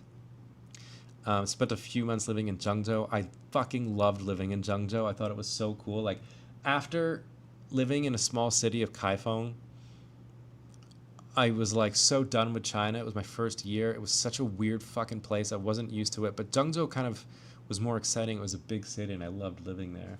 Sebringable says, "Hey, Prazi, in your opinion, would a 2 or 3 year stint in China be worthwhile? On considering a university teaching gig Wu-Tang is for the children. We teach the in children. Suzhou."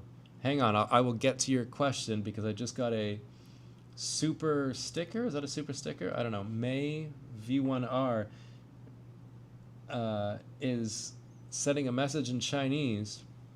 She is contributing to my fund. Let me see just really quickly. My Yulan 303 fund is up to $26.24. Sick. I'm a quarter way there. Yanqing Ren Ping An.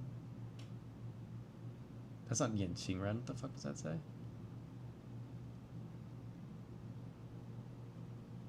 God, I'm so fucking bad at reading Chinese.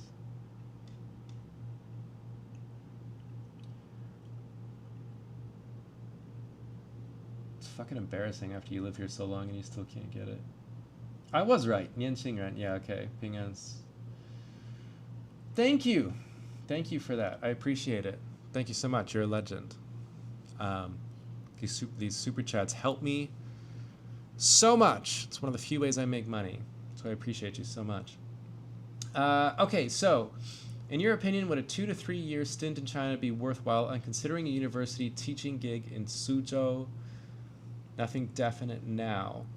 I've been to Suzhou. And Barry the Super Scott lived in Suzhou, apparently. I wouldn't go now. Why? He taught in Suzhou for 2 years. Pretty much nice city, but I think the excitement is gone now. Really? I went there to visit, I think, in 2014, 2015. I went there with my Korean girlfriend at the time. It's really close to Shanghai, right? It's where all the garden is. Like the famous, where is it? Suzhou? Yeah, the Suzhou Gardens. Fuck it. 2 to 3 years, I would say yeah. Because if you hate it, you just fucking leave, right? Who gives a shit? Zapata closed down. What is your goal after that? Yeah, that's another big thing. Like, if you want to go and make some money, I don't know if this is still true, but like, China is still like, it's better for making money than Taiwan as far as teaching salary goes and cost of living. Although Suzhou is going to be a little bit more expensive than other places.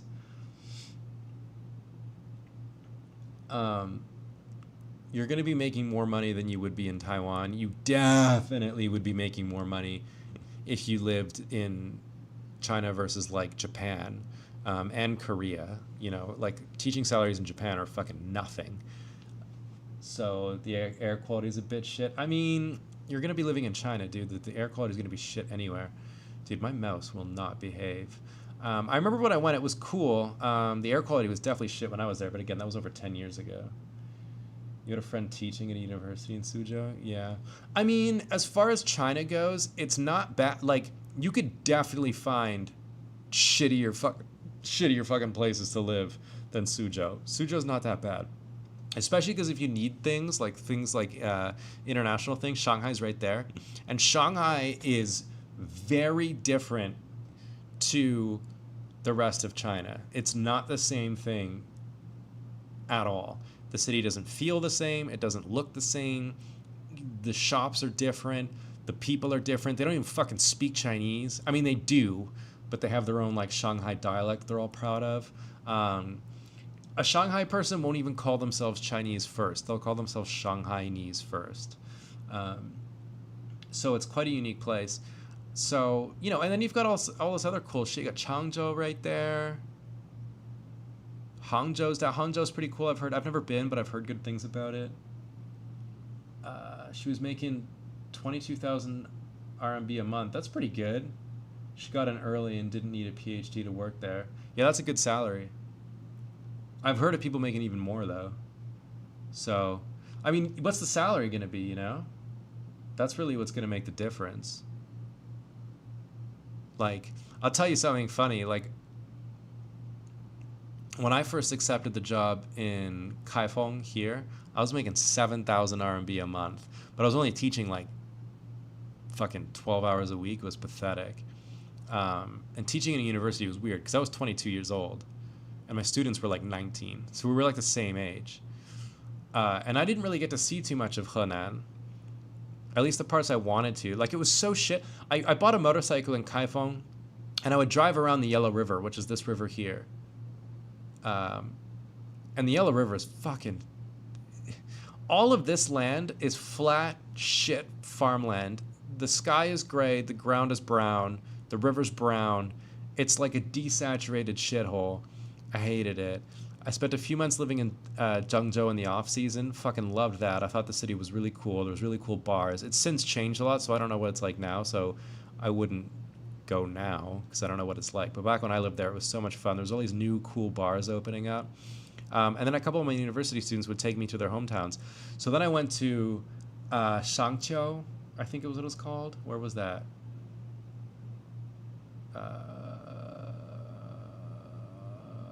Where the fuck is it?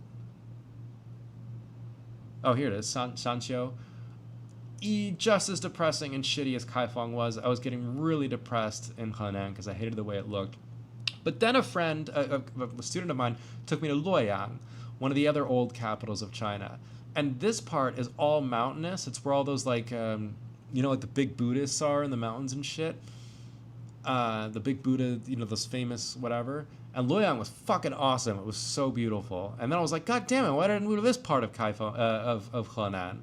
But by that time, I had already accepted a job down in Guangdong and Huizhou, so I was leaving. But Henan was rough, man. Man, I saw some rough shit in Henan. Like, just fucking horrible poverty. I'm sure it's better now, you know? Everyone's talking about how much money Chinese people are making and how fucking cool China is, and everybody loves China now. So I'm sure it's better. But when I lived there, fuck me, it was bad. And it was just, you know, when you think about it, it wasn't that long after the giant AIDS scare in Henan in the 90s. They were accepting blood donations from all these people. But everyone just fucking got AIDS from it because they weren't testing the blood. And Henan was also famous for like highwaymen, like basically scoundrels. Oh, there's Pingdingshan, the city I was getting confused with. Um, a lot of cheaters, a lot of scam artists come from Henan. It was rough.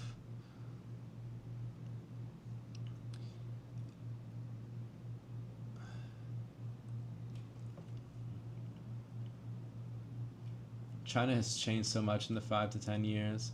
I'm sure it has, but I'm sure there's still shit parts, Just for the experience, some extra cash, plus I'd like to explore China a bit. I mean, why not, I guess? Or a master's or something. This was 2012 or so. She said all she did was talk to the students about anything. That's what I did. Like, I had no curriculum. I didn't know what the fuck I was doing. I was 22, and I'm like, you want me to teach university? The fuck? I don't know what I'm doing. Isn't that area awfully hot in summer, speaking of furnaces? Yeah, I mean, everywhere in Asia is essentially going to be extremely hot in summer. It doesn't matter where you go. Like, I've never been anywhere in Asia where it hasn't been disgustingly hot in the summertime. Like, Henan, you can see how far north Henan is. It's actually central China, right? Still ridiculously hot in the summertime. Fucking Tokyo, ridiculously hot in the summertime. I went up to Fukushima in Japan, so hot in the summertime. Then I moved to Guangdong, exact same weather as Taiwan, fucking horribly hot. It was ridiculous. Ridiculously hot. So it doesn't matter where you go, the summers are going to suck. But if you're going to go make some money, I mean, go for it. I think, like, ideologically, I couldn't agree with it because, like, I couldn't in good conscience spend my money as a tourist or going to live there. Because part of me feels like every dollar I spend there is somehow paying for, the jets that they fucking fly around Taiwan, my home, all the time. Suzhou's a good choice, though. I don't know much about it. Obviously, Barry the Super Scott knows more. Cities I would recommend if you are definitely, like, if you're really curious about China. You know what's so weird to me, though? What I don't really get, but I want to get, what I want to understand. When I moved to China, no one really wanted to go.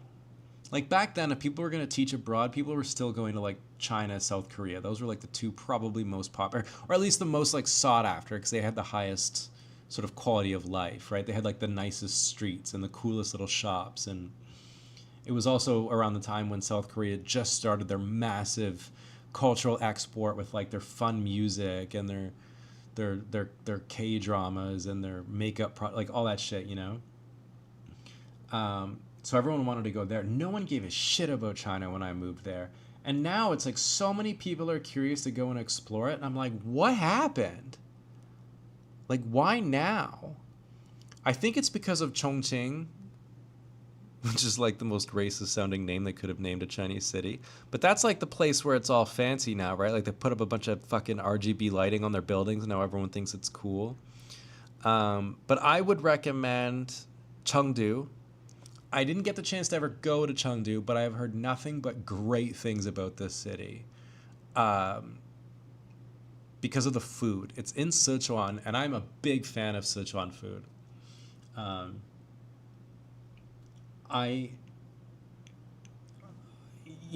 In the beginning, it took some time for me to get used to that taste, that flavor, that Sichuan spice, which has a very unique flavor. It almost tastes like something you're not even supposed to eat. It's got like a tingly sensation on your tongue. And I love the flavors of Sichuan. I love that spiciness. And Chengdu food is really good. And also the beer is from there. And I think the brewery has some really fucking awesome things. Like I'm thinking of Qingdao, actually. Sorry, I'm getting confused. But the Qingdao restaurants are fucking awesome. Yeah, I would recommend Chengdu. I never got the chance to go, but I would totally recommend it. If you're into, like, future shit, Shenzhen was cool, but it's really expensive. If you can afford the rent, then yeah, Shenzhen's cool. I would end up in jail because I hate the CCP. Yeah, probably, you know. Here in Hsinchu, they need to scramble all the time. Yeah, dude. I live like not too far away from the air base and I hear jets flying around every day. Um, I guess by now the thing is not that China is so poor, but the places are just so soul-crushingly boring. Condo blocks and giant roads everywhere. Yeah, they started building all that shit when I was living there, and I found it really, like, just fucking, like you said, soulless, and I hated looking at it. That's probably why I wouldn't go now, too. I don't like how they're harassing Taiwan all the time now. Yeah, again, because this place is my home, so I couldn't in good conscience go anymore, you know? I really like Chengdu. I was there a while back, 2008 maybe, so I'm guessing it's a whole different place now. Awesome food. I probably would too. Yeah, again, it's hard because I think myself and a lot of you guys in the chat included. Oh, fuck me, excuse me. Haven't been to China in a very long time, and so China's under constant change. In weird ways. I don't mean like, oh, the city is twice as big now, which they are, but it's more of like their sort of the way the city feels, the way the atmosphere is, the way that... I'll do my best to try and describe this. I think about this quite fondly. I was just thinking about this today. Zhengzhou, the city I was talking about, the city I spent a couple of months in. Loved living there. I'll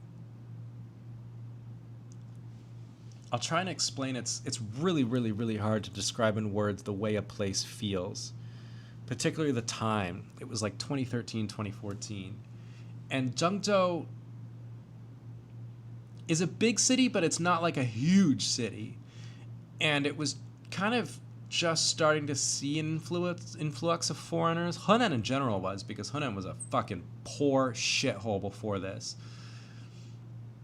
And the streets had these trees, these enormous trees that would actually block out the sun.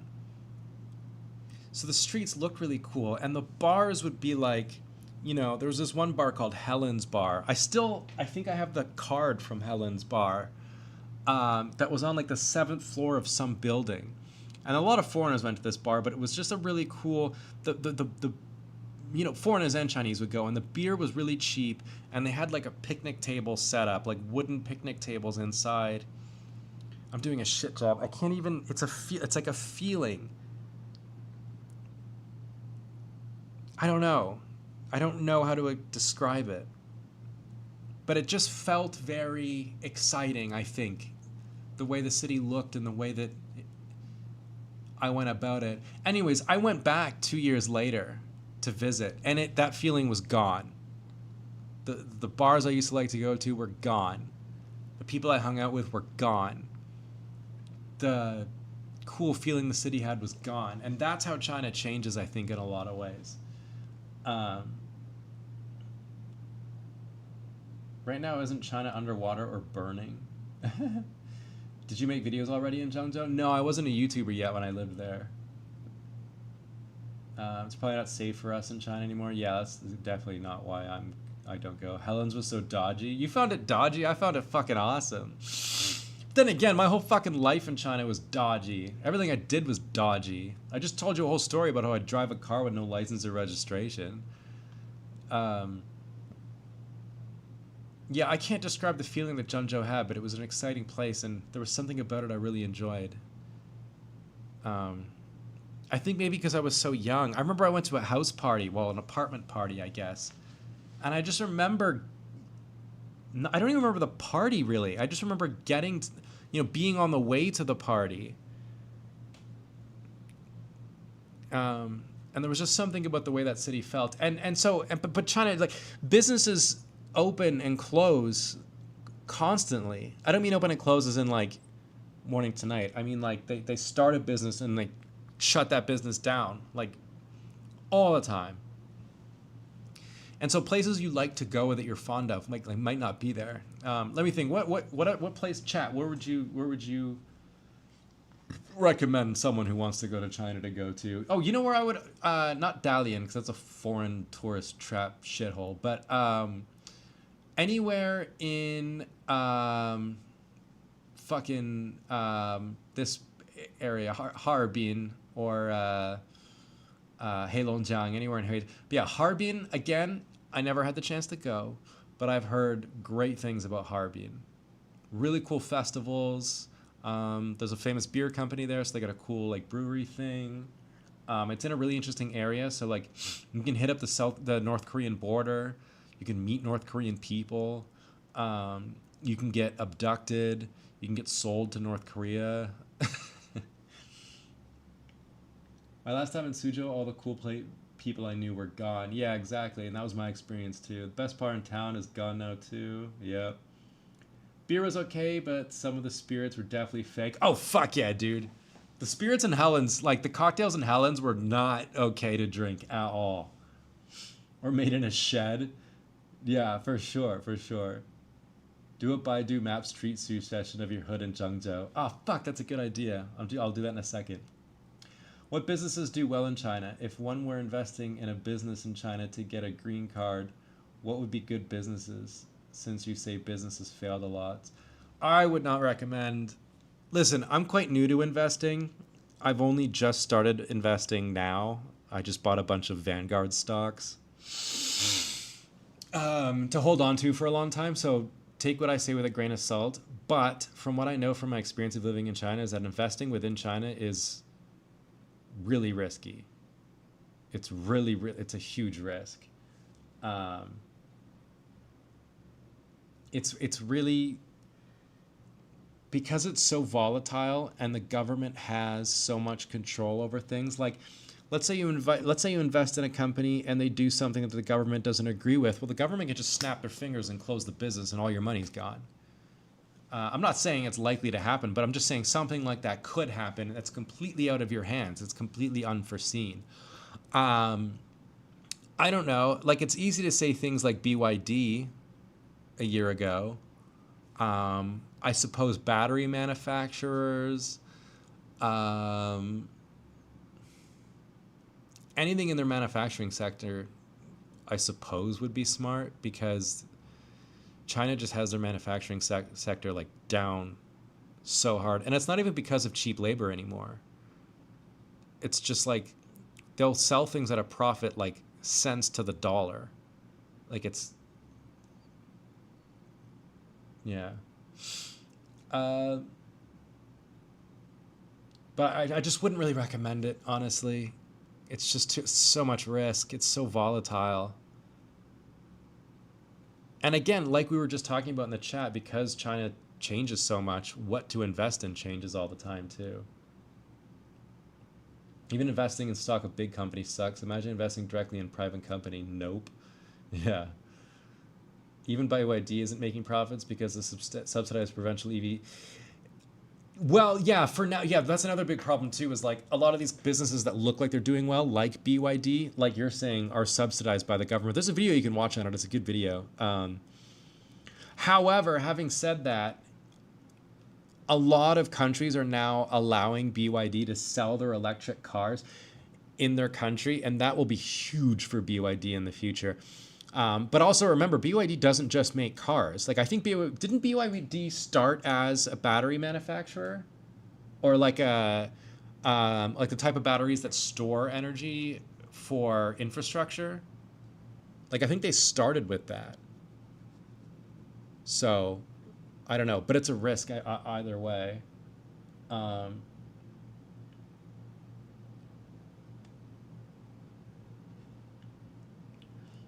I ended up in Taiwan because I had a Taiwanese friend who recommended it when I wanted to leave China. Yeah, that's exactly how I ended up here too, dude. I didn't really know anything about Taiwan, but like C-Milk recommended it because he lived in C-Milk. He lived in Taiwan before too and recommended it. So yeah, VOO, VTI. Are you asking me something? VOO, I don't know. That's what I invested in. I don't fucking know. That's what everyone said is the safe thing, so that's what I did. I heard stories of so many companies investing starting in China and losing their companies and getting stolen by partners. Yeah, that's another thing you want to be careful with is like, I don't even know, can foreigner, like if you invest within China and like, let's say you live there, but you know, I don't know, maybe there's like some rule where You have to have a Chinese partner. Like, I wouldn't put it past them to fucking just take all your money, you know? It happened a lot in China. I mean, you can just Google BYD share price and check for yourself. The big jump was in 2020, nothing since. Yeah, I know, but you don't want to just look at the stocks themselves, right? You want to have some kind of like reason to invest in them, like a conviction. Like you have to look at the business, right? Like if you look at like Canada just agreed a couple months ago to allow Chinese EV companies to sell their cars in Canada. I'm not saying Canada's a massive market or anything like that, but if they're able, I've been saying this for months now, like since they made that announcement. If they're able, what is that fucking car called? What is the it's the BYD car, what the fuck is it called?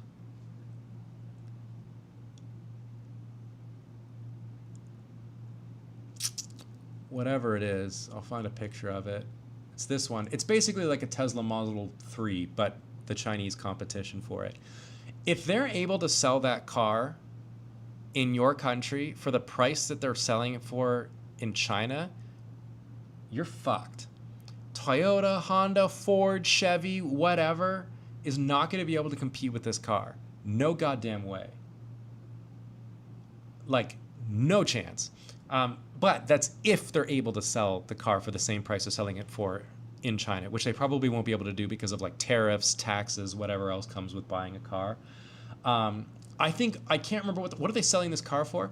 Like $20,000 or some shit like that in China. It's fucking ridiculous. Is it called the Seal? What a stupid name for a car. I don't know if it's that one. Let me find out. Car price in China. What the fuck is it called? There's 7,000 US dollars. Shut up.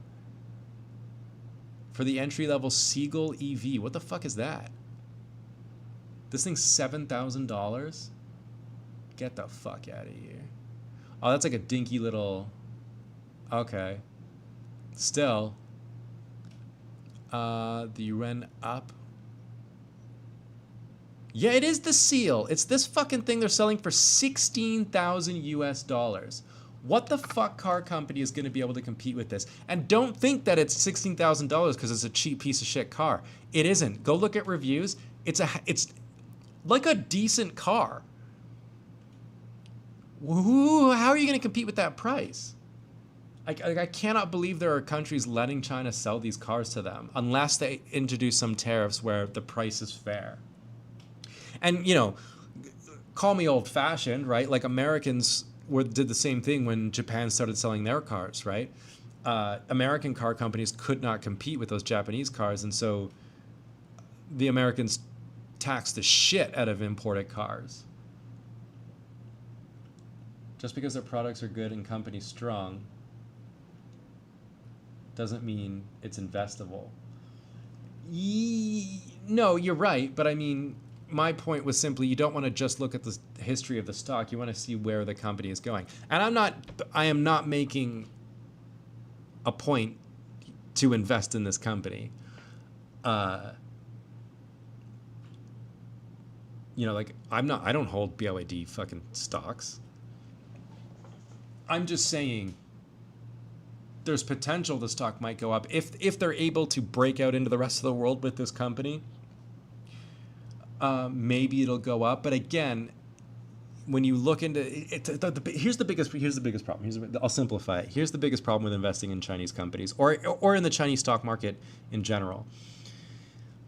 It's really fucking hard to tell how well or how shit the Chinese economy is doing, because you don't really get to see the numbers. I mean, they'll show you the numbers, but like, you don't know if those numbers have been doctored, right? Like, think of how many scandals the Chinese economy has gone through, and it's still like, you know, the government's like, no, everything's fine, right? Evergreen goes under, a multi-fucking trillion-dollar company or whatever. And do you hear the Chinese saying like, oh yeah, it's a horrible time? Like, no. But when you go to China and you talk to someone like a taxi driver, and you hear the optimism in their voice just get completely fucking deleted because of the way the economy is actually doing, that's where the real numbers are. Like, not the real number, that's where the reality is. When I lived in China, like in the mid-teens, like the mid-2010s, Chinese people were so optimistic about their future and the economy. People were making so much more money than they were 10 years before, 15 years before. And now a lot of that optimism has been, I won't say gone, but it's certainly been curbed. Chinese car would destroy any car market, good quality, cheap. Yeah, it's a big fucking problem. Like, and I don't like it. I don't even like EVs. I just showed you my fucking this thing. I like these. This is what I like. I like these pieces of shit. You know? So I'm not going to buy one. I'm just saying it's going to be a fuck. I don't see, like, are there even cars? Can you even buy a car for 15,000 US dollars? Does that exist? Let's fucking Google that right now. New cars for under $16,000. Not near me because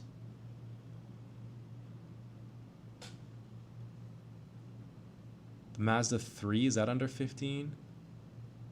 Oh no, right here. In today's market, there are no brand new cars available with a factory MSRP of under 16 grand. None. None. And this thing's not that bad. It's like a Model 3. What does a Model 3 stand for? Sell for? Tesla Model 3 new. And obviously it depends on, like, you know, if you want, like, how many motors you want in it. Oh, it's giving it to me in sorry, US price. So it ranges from 38 to 56 grand. Like, how the fuck would they be able to get that price down to 15 grand?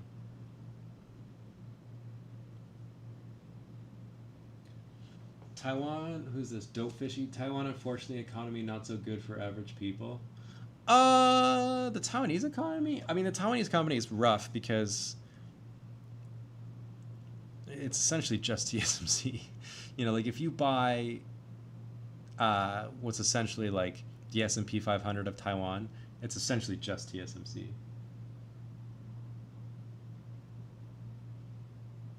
Chinese economy is highly dependent on selling to the US. Trump pretty much destroyed it when he came into power. I saw a BYD in Scotland for the first time when I went home last year. It seems someone wanted a Tesla but went for the cheap Chinese copy. Taiwan is only good on semiconductor industry. Rest is pretty much shite.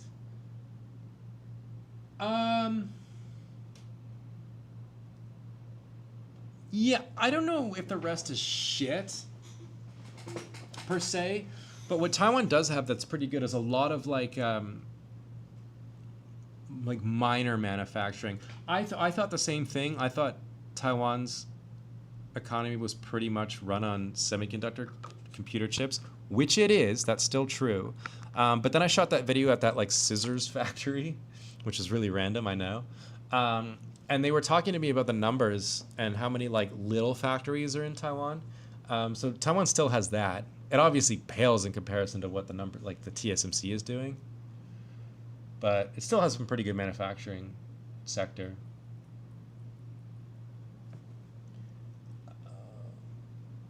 The U.S. economy is dependent on China. Why do you think Trump caved? Rare choke point. I don't know. I sort of feel like the American economy, I'm sure it's somewhat dependent on the Chinese economy, but I wouldn't say it's solely dependent on it. But yeah. How the fuck, like, let's say Tesla sells their car, a new Model 3 is 38,000 American dollars. How would you come to get to $15,000? I don't get it. This car is going to be a fucking problem if they start selling it in Western countries. Or like someone said, Who was it? Barry the Super Scot? They're already selling them in Scotland. It's a fucking problem. Anyways, yeah. Harbin, Chengdu, Chengdu, I would recommend those places. I think we've moved past that conversation. What did someone say? Baidu Maps? Baidu Maps, let's go. Let's see how much places have changed. Now I'm logging into Baidu. The Chinese are gonna steal all my fucking data. Get out of here. All right, I love how Baidu Maps includes the 9- line. Look at that. That's not so subtle at all, is it? They got the 9- line right in there. Between Tesla's swastikars, that's funny, and BYD CCP, none of them have the moral high ground anyway. BYD can bury Elon. I say go for it. I don't know. I say the more competition, the better. I love cars, but I don't give a shit about EVs, so I don't really care either way. It may be true for a while, but in the past, the US is catching up on making their own rare earths. Yeah. Okay, let's see what BYD Maps is like. I used to use this app called A-Maps or A-Maps or something like that, so I've never actually used Baidu before. Okay, this is Xi'an. I've been to Xi'an before. I fucking hated it. It was horrible. Okay, let's check out Kaifeng. This is where I used to live.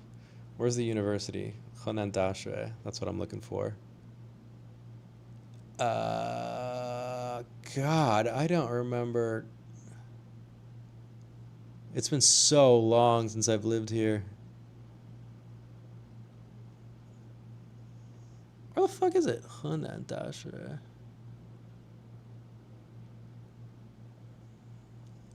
Where is the campus?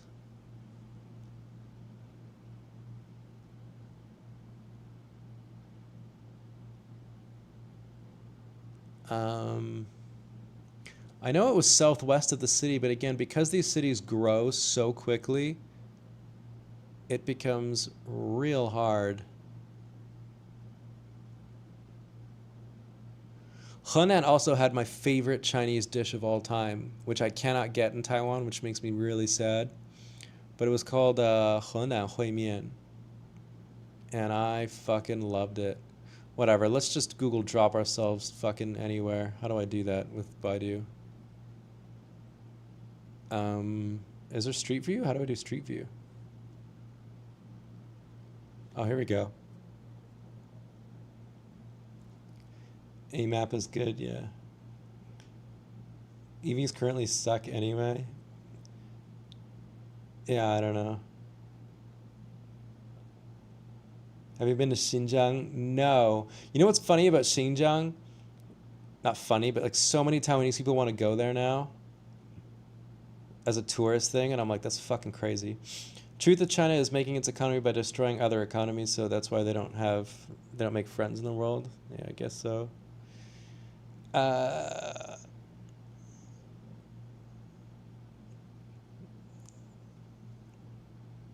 Yeah, I don't fucking recognize any of this shit. Kaifeng is also one of the it's one of the ancient capitals of China. It was the capital during the Southern Song Dynasty. I recognize that fucking building, actually. And so now they're trying to redo Kaifeng as like a fucking stupid mouse. Wow, this really moves me like a few centimeters. Let me go this way more.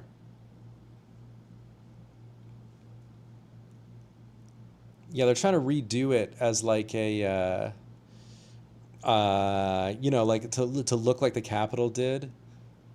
So watch Kaifeng end up looking fucking beautiful.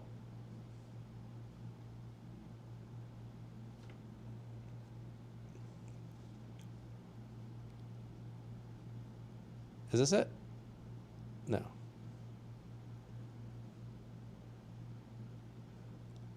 I also remember that like the edge of the city was like where the university ended. So like as soon as I got out of the university, Go. Like, look how flat and great. Fuck this. Let's go close to the Yellow River where I used to ride my motorcycle. This was the most depressing shit. I'm having a really hard time navigating this. This is Kaifeng, right? And that's Zhengzhou? Yeah. So I drive along the Yellow River. There was a road that went along it. Where is it?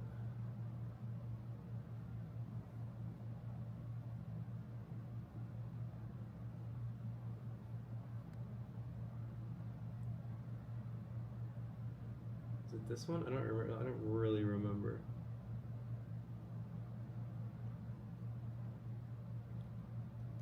Ah, fuck, my microphone died. Sorry, guys. I'll sit closer to the camera. It's using audio from this now. Thanks for letting me know. You know what? Hang on a second.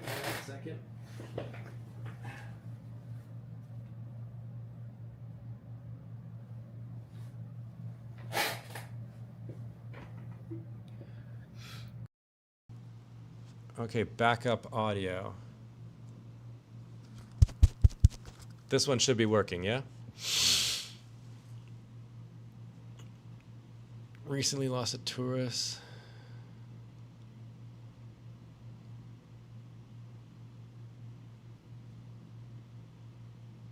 Is this working now? I just need an audio check from some of you guys. Fuck, I just lost a whole bunch of people. Yeah, let me know if this audio is working. Audio is good again. Okay, good. Good. Yeah, sorry, this microphone died, but I have two, so I'm using this one.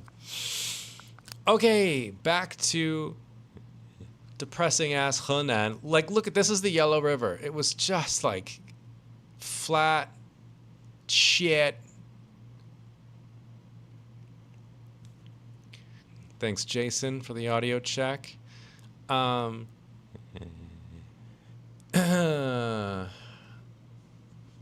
Even this looks different to when I lived there. Wild. It looks like even a lot of the roads are gone that I used to drive on.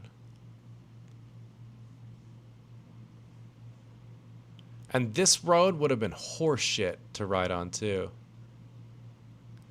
And like, just so much poverty, and it's so crazy now seeing it because there's like Mercedes-Benz and stuff parked on the side, but there would be like these brick villages with unpaved roads and like kids with no shoes on hanging out in the, it was rough. And I would ride through that, and it was just like thinking to myself, like, where the fuck am I, you know? Yeah, like, this is where I would drive through when I would live there. And I'm like, this is China? This is why I came here? This is why I wanted to live in, like, Asia? I was so angry at myself riding through shit like this. It was so depressing. So gray. And I really wish I could find some of these, like, villages. Another big dream I had was to take one of those tricycle things and drive it across China. It would have been so uncomfortable, but so cool. Yeah, a little kid on a motorcycle. That kid's like 16 years old. I don't know. This goes on forever. Yeah, takes me back. Real shithole. And that's where I lived.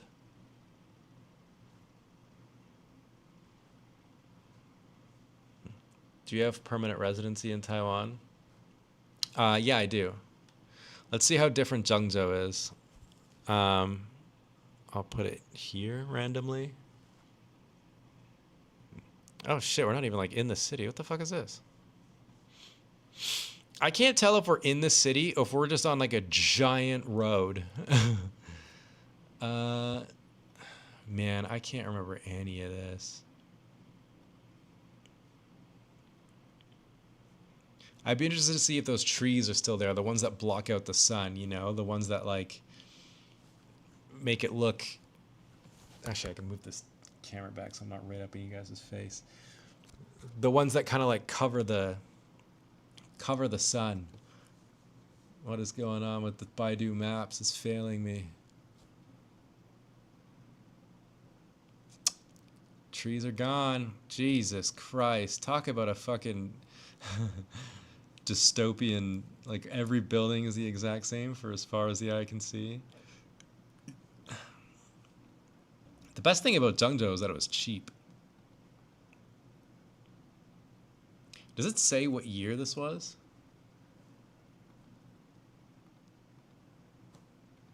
Also, I remember that taxis, like these green taxis, in the trunk would be like where they filled up, and I think they ran on like natural gas or something.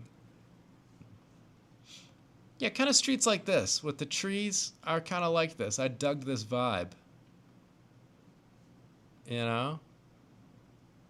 It's so crazy to see how many electric scooters and stuff are out there now.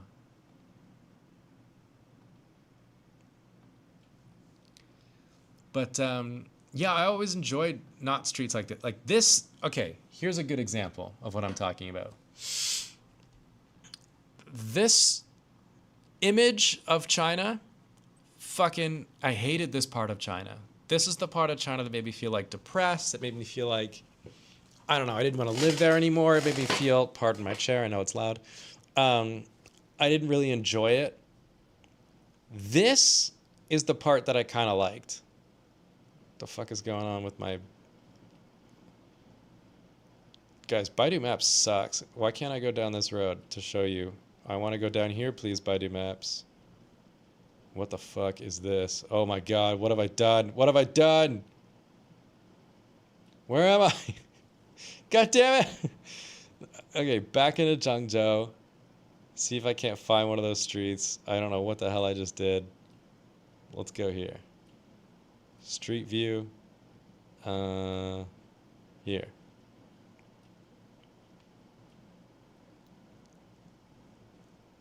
God damn it.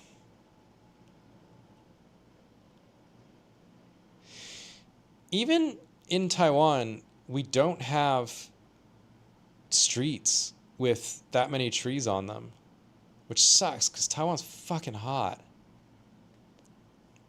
Whatever. Let's go somewhere we're more familiar with. Let's head on down to Huizhou. Yeah. Are we arguing about EVs in the chat? Let's be honest, Taiwanese cities are just as ugly, if not more. Oh, totally agree with you.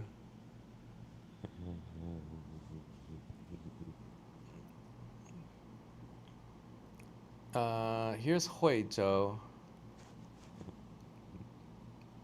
If I can find Jiangbei, I can show you where I used to live. Jesus Christ, this has changed so much. Where's my D? This is my D, right? This was the big park.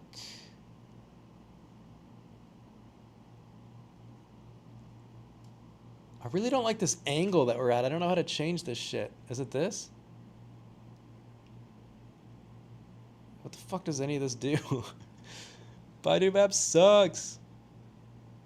Wait, this is too close to the ocean. We're not in Huizhou.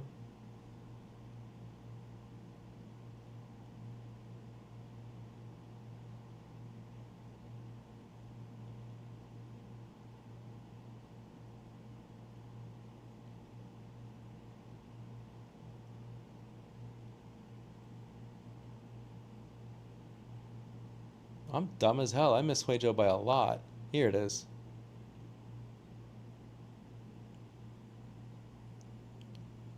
Oh my god, I just fucking nailed it, I think. This is Jiangbei. That's the famous Mao whatever tower. Holy shit! I think this is where I bought that car and that story I was just telling you. Have you been to Jinmen? No, not yet. They put a building there. I'm fucking sure this was it. Like this, where me and Seamilk was? Remember when I know I was showing you that video, like what's up with buying a car? This village that you're looking at shit, where'd it go? is this now. Holy Christ. That's so different. I should be able to find my old building, which was in here. I used to run along this road. And I lived somewhere here. Trip down memory lane, yeah. I lived in this building. We had a Christmas party up here. Wow, none of that was here. Craziness.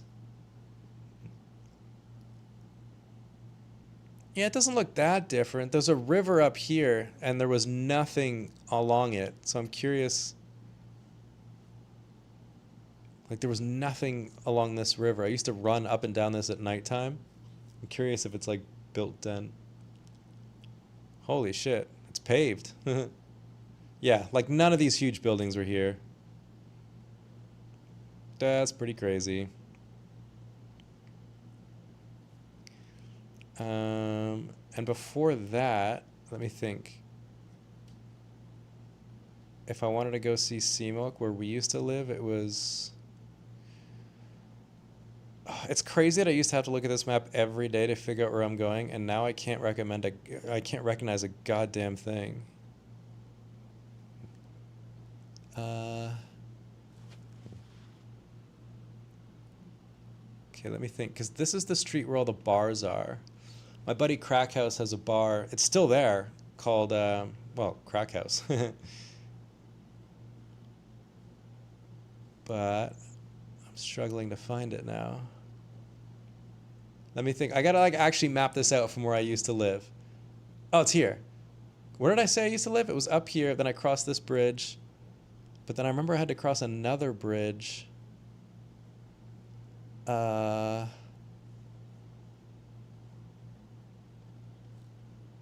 hope this isn't boring, you guys. I'm just trying to figure out where the fuck I used to...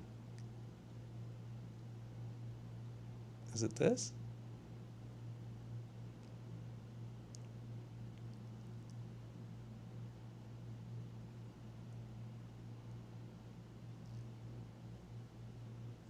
Everything looks so different. Like, it's weird that the street is, like, paved.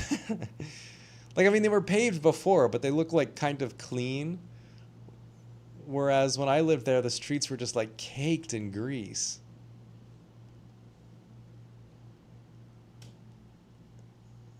Like, everything, I don't know how to explain it, except that just everything was covered in grease.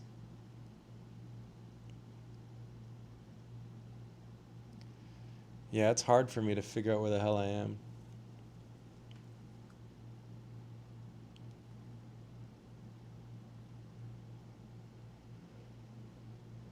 Oh, Kodak, yeah. Wonder if he's in Utah now. Yeah, I remember Kodak. I don't know where he is. Might even still be in China. I'm not really sure. Man, I can't believe I can't find Bar Street. That's fucking crazy. Used to hang out there all the time. Now I can't even find it on a map. I also have a notoriously shit memory.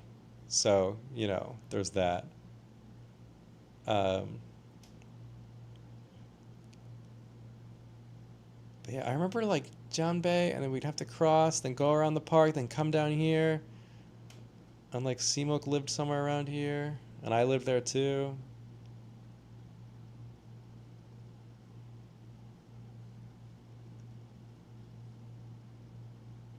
I wonder when, it doesn't say, like when these were taken. Yeah, Huito doesn't look that different, I'll be honest. Red Flower Lake is up there. Is this? I think I actually used to live here in a building somewhere around here. This looks really familiar.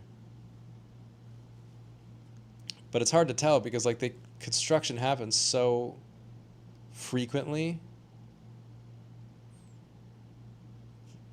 and things change all the time, you know?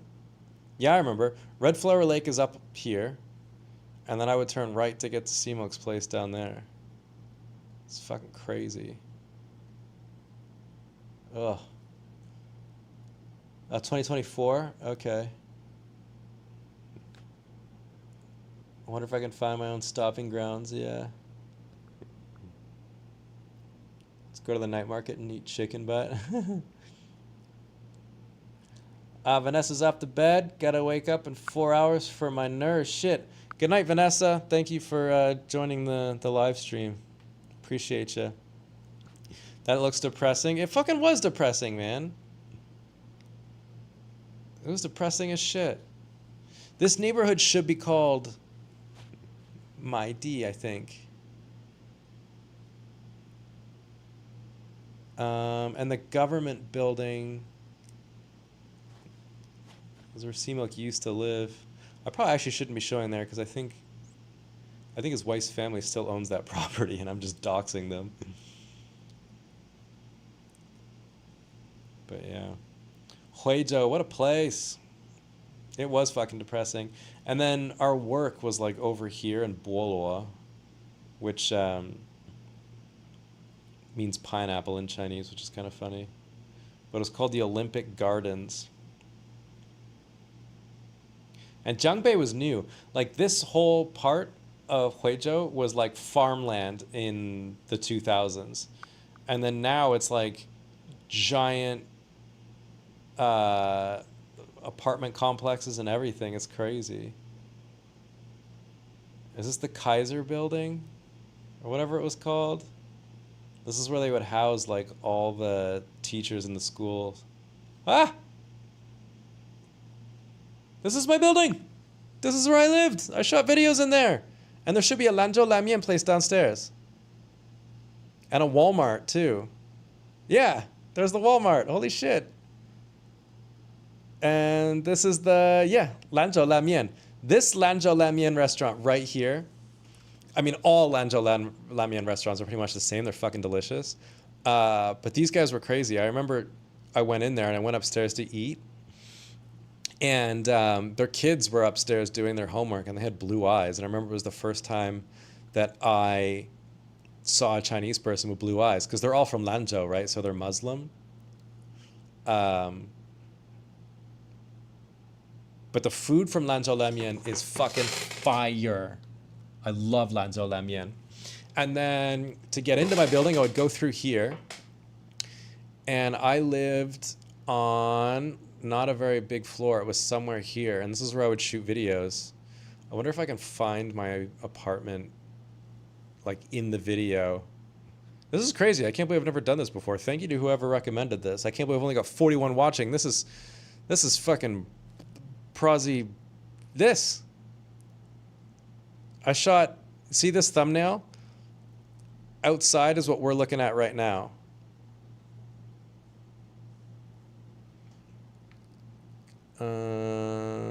Was this just a motovlog? This building. Why am I talking about bukakis? This is the inside. This is where I shot it. I can't believe I didn't do an apartment tour. Did I not do an apartment tour?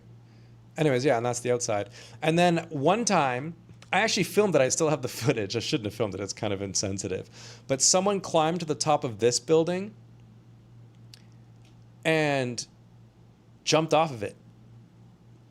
And he died. And I remember I only saw it because there was police everywhere. And they brought out this like inflatable thing to catch him. But the inflatable thing was so small. And this building is so tall. It doesn't look that tall from this image. And he missed it by a lot. And yeah, he jumped off a building and killed himself. And to get into the Walmart, you got to go down into there. And that's where I would go get groceries and shit. You think that's a crazy story? Dude, that's like every day in China. Every day crazy shit happens. I still can't believe like the KFC and all this other stuff is here. But yeah, this is like a brand new, when I lived there, this was brand new. And there was a cha time, whatever it's called, that was here. Is it still there? I guess not. The Starbucks is still there, though.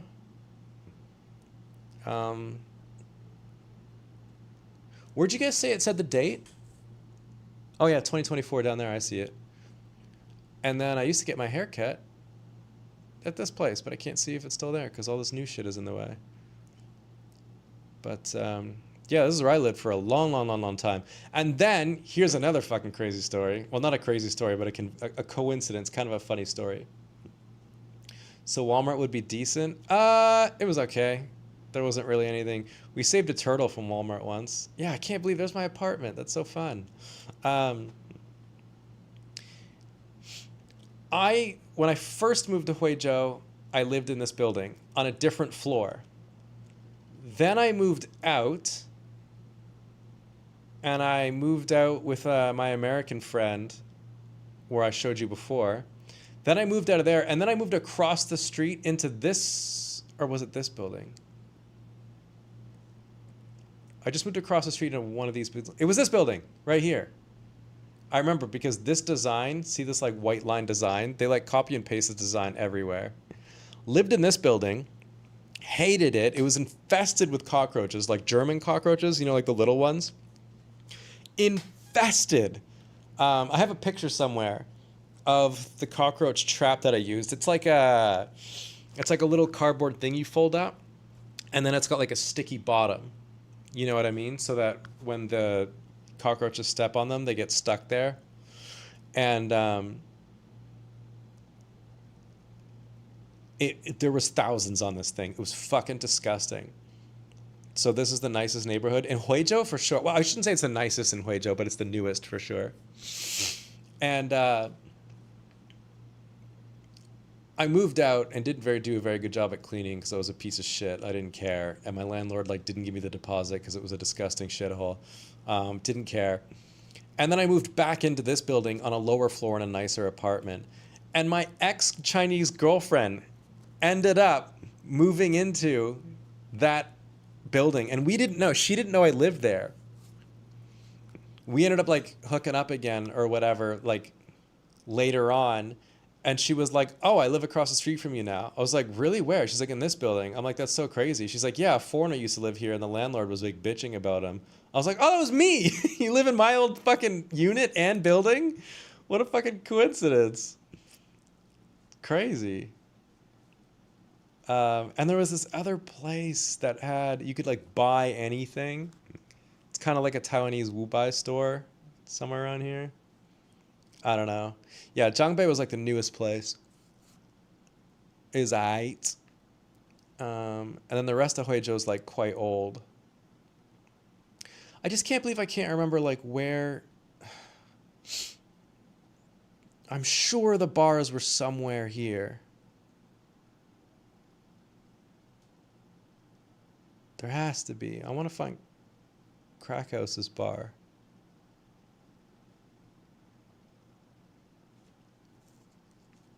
Why did you live in Huizhou, though? Doesn't seem exciting. Because I really wanted to ride motorcycles.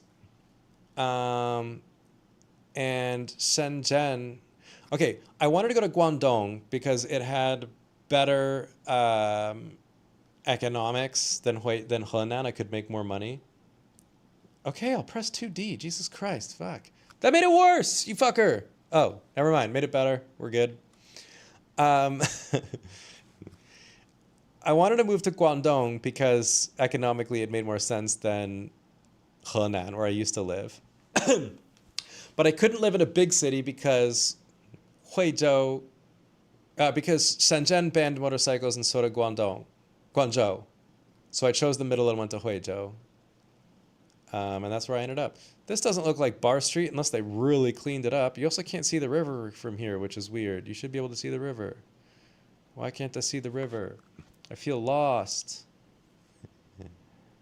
Let's get closer to the bridge because that's where Krakhaus's bar was. There it is! I found it! I found it! I fucking found it. I cannot believe this is Bar Street. It has changed so much.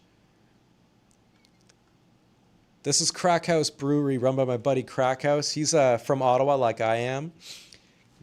Dude, if you're in Huizhou, go there. Shout out to my buddy Crackhouse. Yeah, he still has it. It's right there. And so when Seamilk and Winston opened Churchill Customs, which was their name of their motorcycle manufacturing shop, they ran it like north of Huizhou somewhere. There's no way I'll fucking find that. Or it might have been in Huidong somewhere. I don't remember. It was in some like residential block area, piece of shit, dusty ass town, whatever.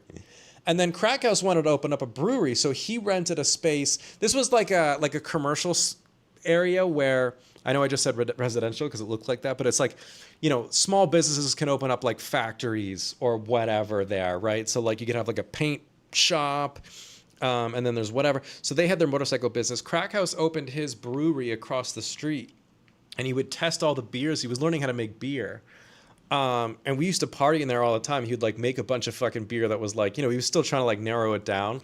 So he'd make a beer that was like 40% alcohol or something.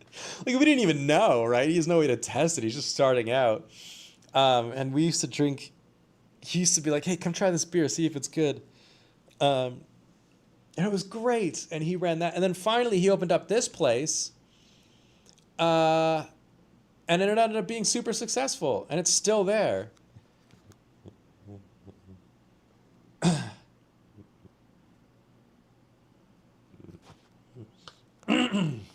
So he makes his own beer, and opened this bar, and I'm so surprised. Surprised is the wrong word. Happy that it's still open, so good for him. I haven't seen him in years, but some friends of mine that have moved away from China went back, and they got to see him. See, why does it... Now I'm on a completely different street. What the fuck was that? Because there's other bars. There was another bar called American... is that why your hands shake now? Yeah, probably. Damn, Future Boy praise story. Crack House Brewery, yeah. That's the place. Yeah, there was this other place called... no way is this still open. The Bistro. This has probably changed hands so many times. This is where I picked up that Russian girl. That was kind of a cool bar. But there's a place called America. Why does it bring me down this street? This is so... It's an entirely different street. But yeah, American Retro was on this street as well. But I don't know if that's still there. It is! What the fuck? This was one of the first foreign bars in Huizhou, and one of the ones I used to go to a lot. It was great. They had live music, and I can't believe that's still there. We used to get fucked up. Look how much they've changed it. It's all like this street just looks different. Dude, I remember one time... Okay, don't do this. I don't condone this. It's so stupid. We used to drive drunk all the time. On our motorcycles and scooters. Like, we would just go back and forth from the bar.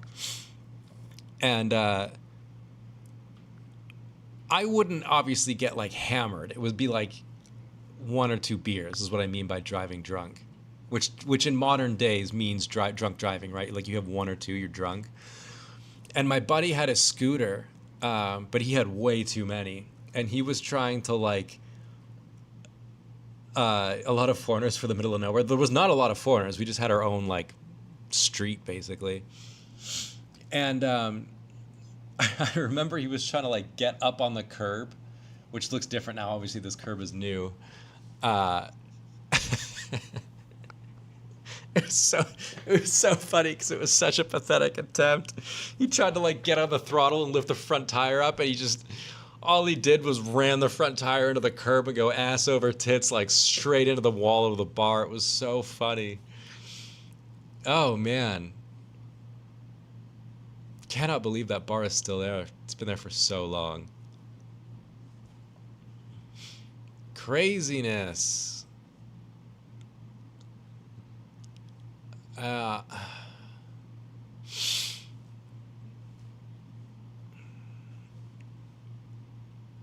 Yeah, when I say miss China, I miss like some of those memories, but like I said, I would never really go back. Just not worth it. What does this blue mean? What does that mean? Really wish I could find my old university. Wonder if I type it in. Does it work in English? I mean, I can type it in Chinese too, but this keyboard... Oh yeah, of course, this keyboard only does simplified, which makes perfect sense. Fuck is this? Is this the university? The way you're zooming in and out, it's like playing GTA, yeah. Okay, this is definitely not the university. I don't know what the fuck this is. Okay, I'm just gonna type it into Chinese. Hang on, let me switch my keyboard over to...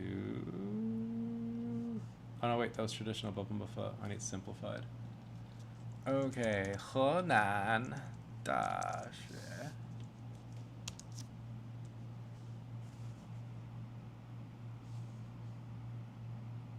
Because they have old campus and new campus. Oh shit, this is it? Yeah, this is the roundabout. Hell yeah. And this is when I first learned Chinese, because this gate is Little West Gate, I think. Or Little West Gate's further down that way. And they were like, yeah, it's called Shaoximer. With their northern thick-ass Chinese accents.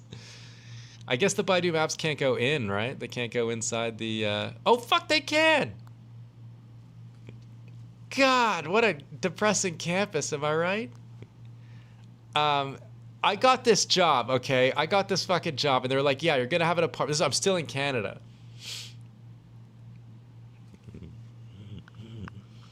I was still living in Canada. This is Shaoximer right here. Memory Lane. I was living in... Oh, there's the Volkswagen Santana. That's my old car, but that one's a taxi. I was still in Canada, and I got this job. They're like, yeah, you're going to have an apartment. You're going to teach university in this place called Kaifeng. And I was like, okay, I don't fucking know what any of that is, but whatever. Sure, whatever. I'll take the job. I don't care. Oh, my God, no way. Is this? No, it isn't. It can't be. Is it? Is this the hotel that I lived in? Anyways, yeah, so we get there. It's not an apartment. It's a goddamn hotel that we lived in. And Baidu Maps isn't going to show the hotel, I guess. And I remember being so angry. I was like, what do you... I got to live in a fucking hotel? And it was not nice. Because, like, it just doesn't feel like home, right? I ended up moving out and moving into one of these buildings for a while, which was really weird. So much of this is unrecognizable to me now. Because it's been so long. I remember I had nothing to do. I bought rollerblades for some fucking reason, because I'm like, I'm just bored. I'm going to play rollerblading. I just went around in a circle in this little rollerblading area. I even bought a basketball and played in these fucking shitty basketball courts. I hate basketball. I was just so bored. That's the new campus. The old campus is actually beautiful. I don't know if it's going to show the old campus, though. I can't remember. I didn't really hang out in the old campus that much, but it was really pretty. Because the old campus was actually old. That's the one that started in like 1912. Was blue sky common? No, you call that sky blue? Shit isn't blue. It's gray all the fucking time. Oh shit, this was the lake. I remember I rode my motorcycle on this exact road. And a dog bit me in the foot. Some guy was walking his dog, and I drove by, and he bit me in the foot. Asshole dog. Kaifeng was known for night markets, too. So, the crazy GF is Taiwanese? Oh, no, she was Taiwanese. I didn't really have any Chinese crazy girlfriends, I don't think.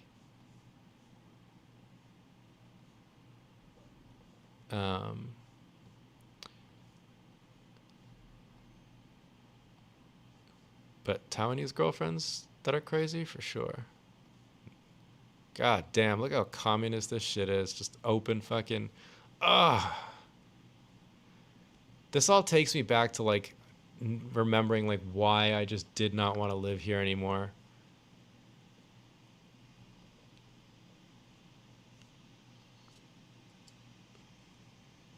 Maybe there are multiple, yeah. Is this the old campus? No, this is still the new campus. I remember there was these guys from like Equatorial Guinea that I would hang out with too. They were fucking crazy. They drove these like electric scooters everywhere. And they had like subwoofers in them and they would like play music as they drove around. I used to teach in a building around here somewhere. I still chat with some of my university students from time to time. Haven't in a while, but I still do. Dude, you want to know a fucking crazy story? So I still remember crazy Taiwanese girlfriend. She looked good though. Yeah, but it wasn't worth it. Trust me, bro. Can't judge a book by its cover. Yeah, exactly. Okay, this is crazy. So it's different now. I'm sure the university is not like this, but when like all these buildings I remember were under construction when I lived there as well. What is this? 2024, okay. When I lived there, I remember I couldn't get any hot water. And I texted my like handler or whatever, the person who was responsible for the foreigners. And they were like, oh, because the guy didn't shovel the coal yet. What the fuck are you talking about? And she's like, the university runs on its own like power plant. I'm like, it's a coal power plant? She's like, yeah, it's like its own grid or whatever, because the university's old. It opened in 1912. This campus was new, but it was still like connected or whatever. And that was like the coal pipe thing. And I was like, what the fuck? And I remember we had to like wake up and go to the coal kid so we could shovel coal so we can get hot water. It's fucking stupid. Oh, key laboratory for special functional materials. I think this is where they keep the dead people for students to study.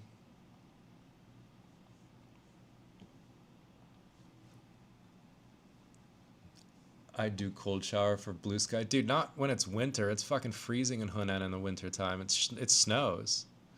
Where is this the new they've redone Hunan to look like, or not Hunan, but Kaifeng to look like the old capital around the lake. I've got pictures from 2013 here. A fireworks show. Yeah, see how kind of like they're redoing all the buildings to look kind of traditional again. This is all new. I remember when I crashed my motorcycle in Kaifeng and I lost all my money, I was sort of seeing this girl who I think at the time was 47 and I was like 23, but she was hot, okay? She did not look old. She looked really hot. And she was pretty wealthy too. She was a businesswoman, still is. And she took care of me forever. And we went into one of these like, it looks like this, but it's not here. It's like a gentrified, redone, Song Dynasty looking, interesting, I don't know what you would call it, area. It's like a shopping area. And then at nighttime they have bars and stuff. It was pretty cool. And I was just drinking with all these Chinese people, and I was so fucking drunk, and they were just giving me cigars. So many cigars. Okay, this is definitely not it. This is the old, poor-ass Kaifeng that I remember. But yeah, they would take neighborhoods like this and turn them into, like, Song Dynasty-looking areas. I don't know if I'll find it. Oh man, these fucking public toilets were fucking awful. Jesus Christ. These are the ones, if you've heard videos of like toilets with no walls in between, this is it. This is what they're talking about. This street looks oddly familiar too. But yeah, these are the areas that I hang out in like all the time. Just like go to some restaurant in the corner here. Um, yeah, there's also a food.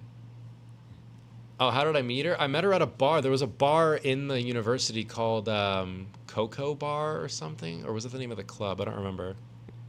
And yeah, we started hanging out, and her and her friends just kept giving me all these cigars, and I remember I smoked so many cigars I had to run outside and throw up over the railing of like this brand new, redone fucking Song Dynasty thing. It was so fucking bad. Yeah, she was great.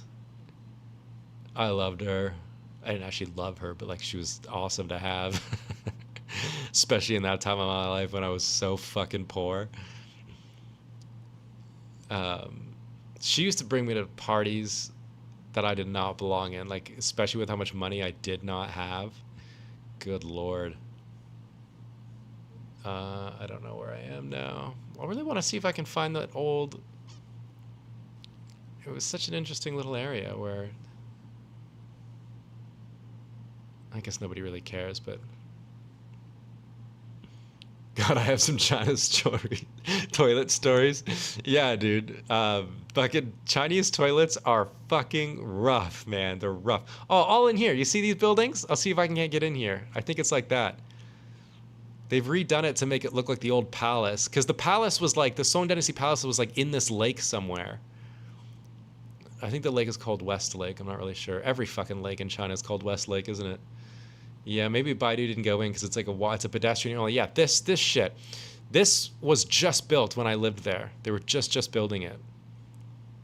And inside is like restaurants, bars, that kind of thing. And we would party in there all the time. Did she dump you for a new... No, I left Henan, so I never got to see her. Her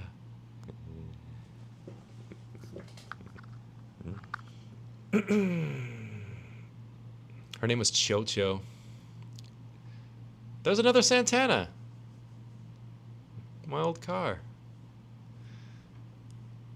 Yeah. See, I look at this, right? I look at this, the gray skies and all this other bullshit and all this brand new buildings, and I'm like, why do people want to go still? Like, do you guys think that this is appealing? I'm not making fun of you if you do think it's appealing. Like, someone earlier in the chat was saying, like, how they really want to go to China. And I get it, fine, it's exciting. But, like, when you look at this, like, is that appealing to you? I get it's fine if it is. But, like, me, Barry the Super Scott, other people, you know, no helmet must be China. Yeah, for sure. You know, other people who have lived here, it's like, this looks fun. This looks cool. This looks like somewhere you want to go.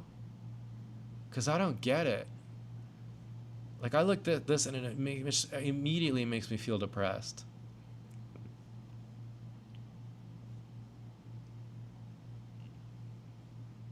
Korea's the same. I went to Korea a few times. I fucking loved Korea. I can understand, go there to see it, wouldn't want to live there. Yeah. I don't know. I mean, again, because I lived there for like 4 years, maybe I have a different outlook. Maybe some people look at this and they're like, wow, you know, maybe it's like super different to where they're from, that this is super exciting, you know? And I can get that. But, fuck me. It just takes me back to a time, you know? When life was really exciting and really fun, but still, fuck me. Those are not super exciting areas, though. No, yeah, fine, but this is where you're gonna be. Unless you have a good job there, yeah. But like, this is where you're gonna be. You're saying, oh, but it's not super exciting. No, you're right. This is where you live. This is it. What do you think you're like when you move to China? You're gonna be in like, what, like, down in the hutongs of Beijing? Looks totally different from the West. Endless condo towers, unbelievable. Yeah, I remember a time when I thought that was really exciting too. I thought like high-rise condos were like really cool. And then I moved here, I'm like, fuck, it looks like Russia, like communist Russia. Beijing should be north of Henan. But like, I guess people think they're gonna. Here it is. I guess people think they're gonna be in like the hutongs, you know, like in the. I don't even know where the hutongs are in Beijing. What's this? This is the Forbidden Palace or some shit. I don't even fucking know. Let's just like find a random tiny little alleyway and see if we can't nail a hutong. Boom, the hutongs. I bet people think they're gonna be here. You know, people think this is going to be their life in China. It's not this. You know how expensive it would be to rent one of these fucking things? People do. Oh, shit, a Volkswagen Santana wagon. I never saw these in China. Here's one right in the hutong. I fucking love these. I just said I never saw wagons, and there's one. But Taiwan doesn't look really better. Yeah, you're 100% correct. Taiwan doesn't look any better at all. Taiwan looks worse in a lot of cases. But, like you said, living in Taiwan is better than living in China. As much as I enjoy it, Japan can also be pretty soulless and gray. Yeah, but Japan has that, like, you know, that little thing, that little special sauce that everybody loves, you know? So people still enjoy it.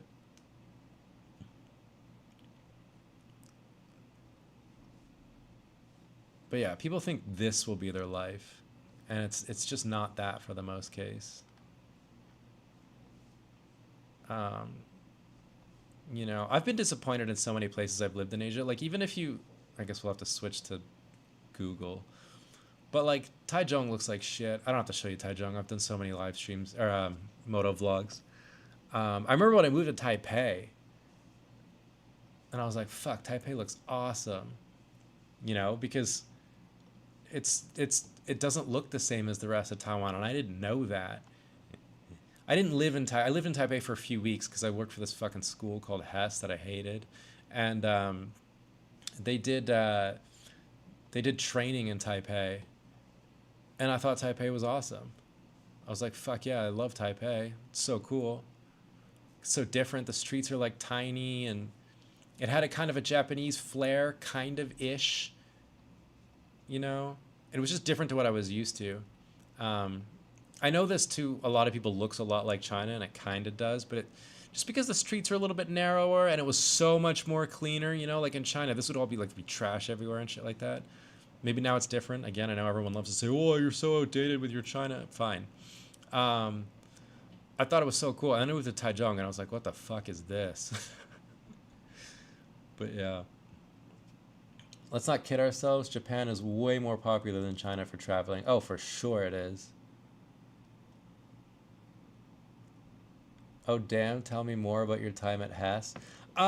Listen, some people like it. Some people don't like it. It's what a stupid fucking thing to say. Some people like it, some people don't like it. Obviously, that's true for everything. But from what I understand, it really comes down to your manager and like which branch you get. I just didn't like it because I hated the Bushiban style, you know. I found the rooms to be really depressing. The kids don't want to be there. You don't want to be there. It's just fucking, ugh, I didn't like it. Yeah, they just ask way too much. Taichung looks rougher than Taipei. That's possible. I wouldn't say rougher. It just looks more like fucking communist Chinese. Bushibans are awful in Taiwan. I would never go back to one after having a kindy gig. Yeah, I'm the same way. I never really liked Bushibans. I just find them so fucking soul-suckingly depressing. I can't believe they're still in business. I hate them. But yeah. I think, how long have we been going for? 2 hours? Almost 3 hours. Yeah, super chats will extend the stream, but once we hit the 3 hour mark, I'll say goodbye. Unless I get a super chat, then I'll extend it. As per usual, I did a cycling. Who's the Springable? I did a cycling trip from Kending to Taipei up the East Coast and loved it. While I've never lived there, I definitely see the appeal. Oh, the East Coast is a totally different animal. East Coast is beautiful. I think the fact that it isn't a popular destination works in its favor. Yeah. Freaky, you just randomly clicked on Google Maps and it's my mother-in-law's lane. God damn. I don't know anything about the street. I just randomly clicked on it. I have no ties to this area at all. Go back to regular map mode, you bitch. There we go.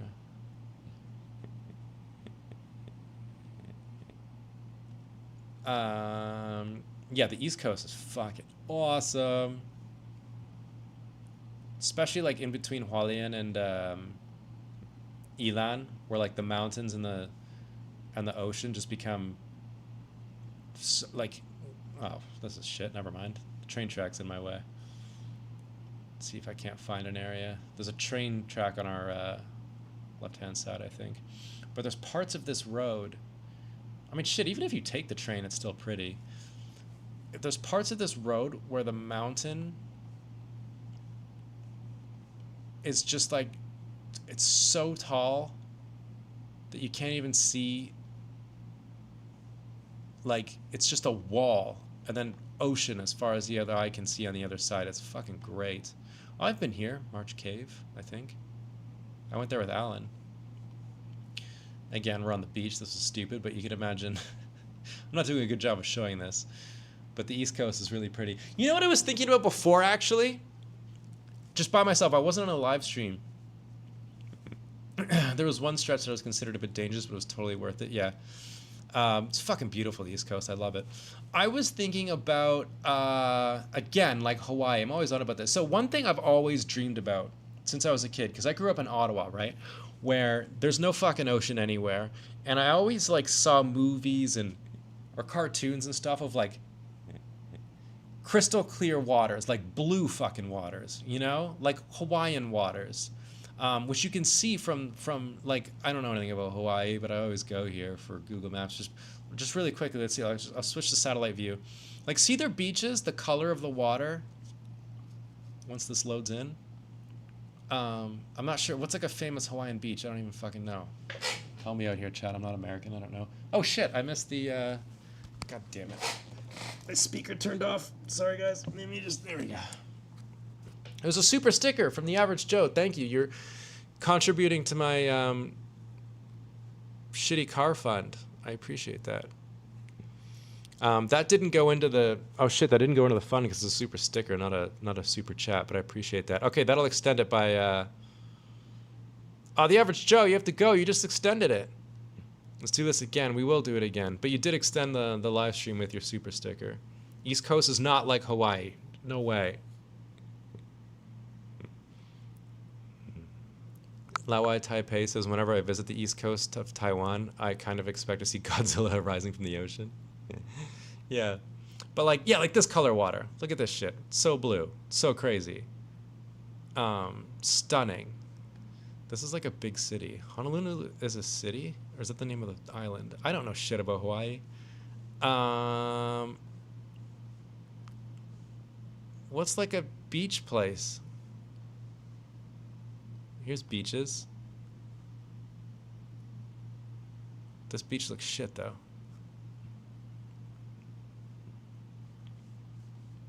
Anyways, you kind of get the idea. Like, blue, crystal clear waters. I've always, like, really wanted to see that in real life. It looks so cool. Okinawa kind of has that, I think, in some parts of Okinawa, if I can find it.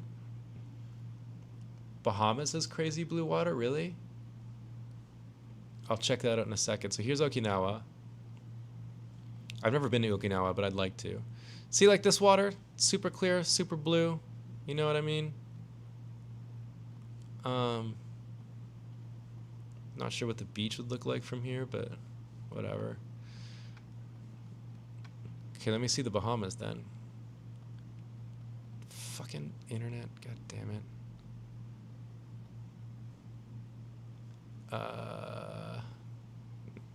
Oh yeah, look at that. You can see it from space. It's so blue. What the fuck?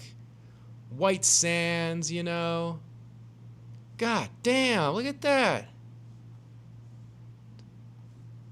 Can I see it? Like with...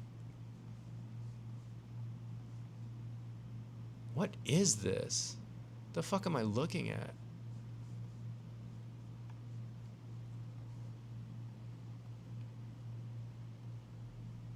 I don't even know what this is. I know this is the Bahamas, but like,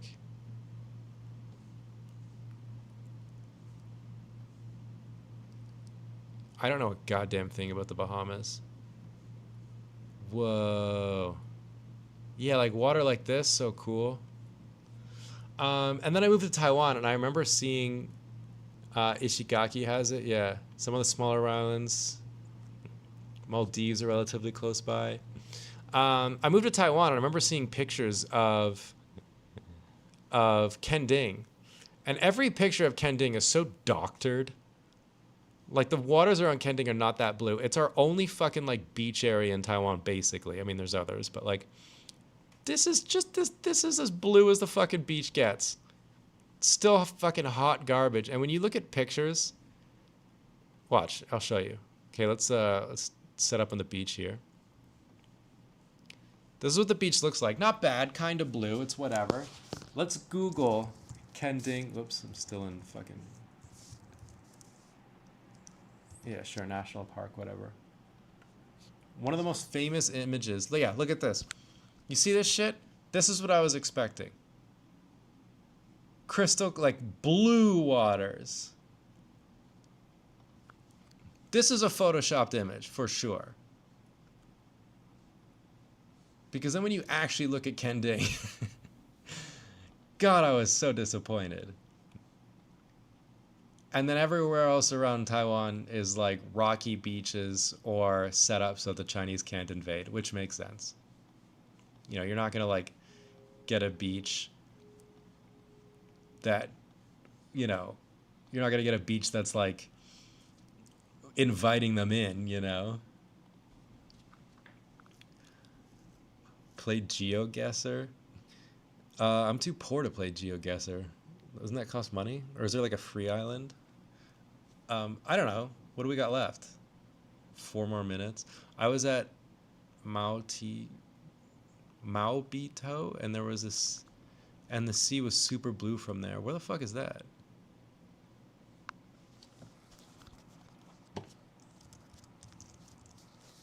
Why is my keyboard... Stop this shit, English.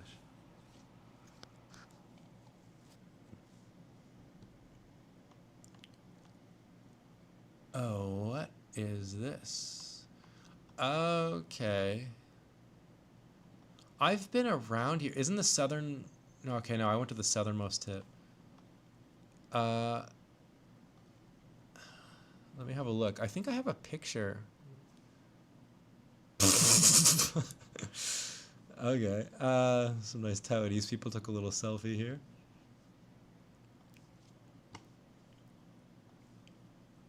Oh my god, everyone takes... Is this where the boardwalk is type of thing? Yeah. I have a picture here with Wes. The water's not that blue. I mean, it's blue, but it's not like that blue. Near Kending, yeah. Yeah, I feel like I've been here as well. I think it was here. It was somewhere around here. But I remember there being like a boardwalk instead of this sort of stone.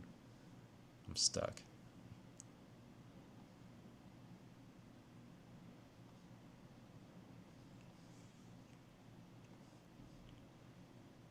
Whoa, someone went to this tip? How the fuck did they get here?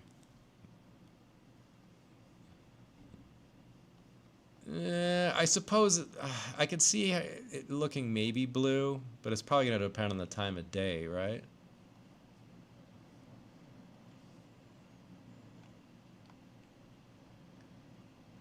More up from the viewpoint. I like how this place is called Oh Glamping. That's awesome. Holy shit, this is glamping. This looks pretty fucking sick, though. Can you imagine staying in one of these fucking things in the summertime? Actually, never mind. They probably have AC. But, yeah. I don't know. Yeah, but it's not like Bahamas blue. That shit was wild. And I've always just dreamed of seeing that, and I've never really been able to. And then there's, like, after looking at... You can see why... Holy shit. You can see why people... What the fuck was that? Oops. What was that? What was that?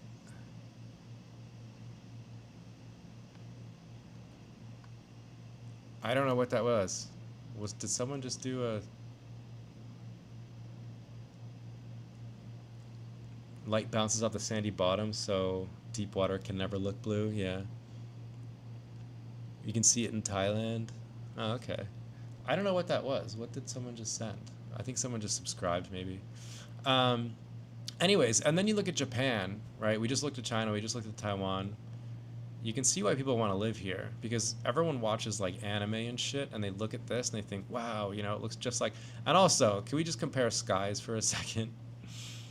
Japanese sky, super blue. I know this doesn't matter, but once you've lived in a place where the sky is never blue for long enough, it fucking wears on you. The sky is blue in Taiwan, but it's never like blue, you know? It always has a sort of gray sheen on it. But I can see why everyone wants to move to Japan. Someone subscribed, is that what that means? Nice. Usually people unsubscribe from my channel when I do live streams.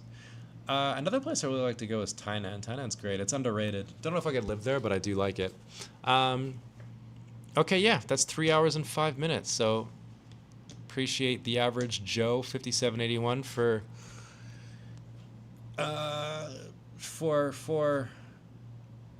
keeping the stream going. How much did I get? I'm a quarter of my way in my to my goals of buying that car. So I appreciate all the super chats. May-VR1R for the 300 NT. You're a legend. Mei Qingren Ping An to you as well.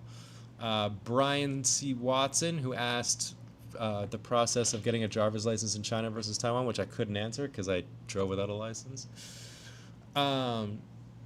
Vanessa just straight up donated to the car. So those three people, I appreciate you. That was very kind of you. Early AM Pacific time, just hopped on. Shit! Miss Steven. Brian Smith, Prozzy, quick hello from South Carolina, USA. Videos are better than ever. Thank you, man. I appreciate that. Sky is super blue in Ontario. Yeah, of course it is. At one point, I wanted to move to Tainan to play Shang-Chi against the uncles in the park. That would be a good YouTube video. Trying to do that. Well, shit, Stephen Cord. I wish I started this a little bit later for you, but I've been going for 3 hours. And, you know, super chats extend the stream. But that's all right. Oh, Jesus, there we go. Ron, what the fuck? You just made up the whole thing? Ron Ball's Gaming. Oh, boy. Wow. Wu-Tang is for the children. We teach the children. Thank you, guys. God damn. Ron Ball's Gaming, $65.31, $74. Fucking more like Ron Ballin Gaming. Money bags over here. I appreciate that. Go get the car, waiting for the new podcast. Oh, it's Zach. It's Tackless Zach. Jesus Christ. Yeah, Zach. I got to get Alan to shoot the podcast. He's teaching so often now online that it's hard to get him out, and plus he's tired. So, kitchen donation from Stephen Cord. I gotta get a car and a kitchen. What you from? Yeah, Zach is a longtime subscriber and supporter of me and Alan's podcast, but Alan and I haven't shot a podcast in a while, like a couple of weeks. I just saw him yesterday. We were supposed to shoot the podcast, but we were going to my buddy Josh's birthday, and it rained.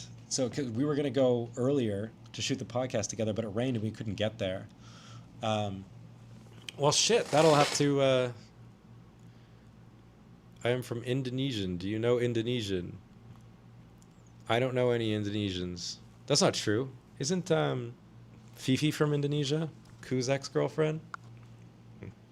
Okay, well that'll extend it. Nicely done. Well done, Zach and Stephen Cord extending the stream. I don't even know how to. That's so much money. I don't even know how to calculate how much that goes for. I forgot to ask Sam, Tokyo Sam, how he does it. But let's see what the time is at. 3 hours, 5 minutes. All right. Oh, YouTube does it for me. Nice. Okay, never mind. Cool. Well, as I was saying before I was about to end, I thought about Tainan a lot. I really like Tainan. Everyone says the food is better there. The food's like fine. It's good. I wouldn't say it's like fantastic. But the cool thing about Tainan is like some of the buildings are so old, and oftentimes they'll tear down like half a building. So when you look at the side, yeah, look, like this is a perfect example right here. How convenient we just found this. You can see the outline of where the old building used to be. That's kind of funny. And then sometimes you'll just see like a door on the side of the building that leads to nothing. You know what I mean? Like if someone opened that door from the inside and walked outside, they would just drop like 2 stories. You can even see where the stairs used to be. So I find that kind of interesting. But Tainan's cool. Ron Ball's Gaming, I gotta go. Currently headed to Mount Rushmore later. The fuck you doing in Mount Rushmore? All right, cheers, man. Well, I appreciate the super chat, and I will make sure I get Alan on that on the live stream as soon as possible. Especially because you already made me achieve my goal of buying that car, which is more than $100. I just arbitrarily set it to that, so whatever. But I appreciate you. That means a lot. Thank you. I've been using actually my YouTube money, funnily enough, because this is where all that goes. Like my YouTube money, which includes AdSense and like what you guys are doing, like super chats, that goes to my account in Canada. And just recently, I was saying earlier, I finally got to invest in the stock market, which is where I got the Vanguard stocks from. Because I don't know anything about fucking stocks. Like I don't know anything about the stock market. It's just that's what everyone says, right? Like stick it in an ETF. And then your money will be safe. So I don't expect to actually make any money from that, but at least it won't lose money to inflation is kind of the goal. And it wasn't a lot. Like I don't have a lot in savings. It's more of like I took a bunch of it and put it in stocks and then kept some for like a rainy day whenever I get like ass cancer or whatever. Just head north by northwest. Haha. What? What does that mean? Barry the Super Scott says, my friends and I spent a couple of days of Lunar New Year in Tainan a couple of years ago. Really cool place. Yeah, I dig it. I like spending a day here. 2 days maybe.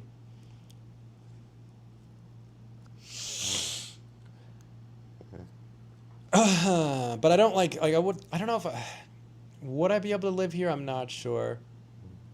I find where you live really, like, fundamentally it comes down to the people that you meet, you know?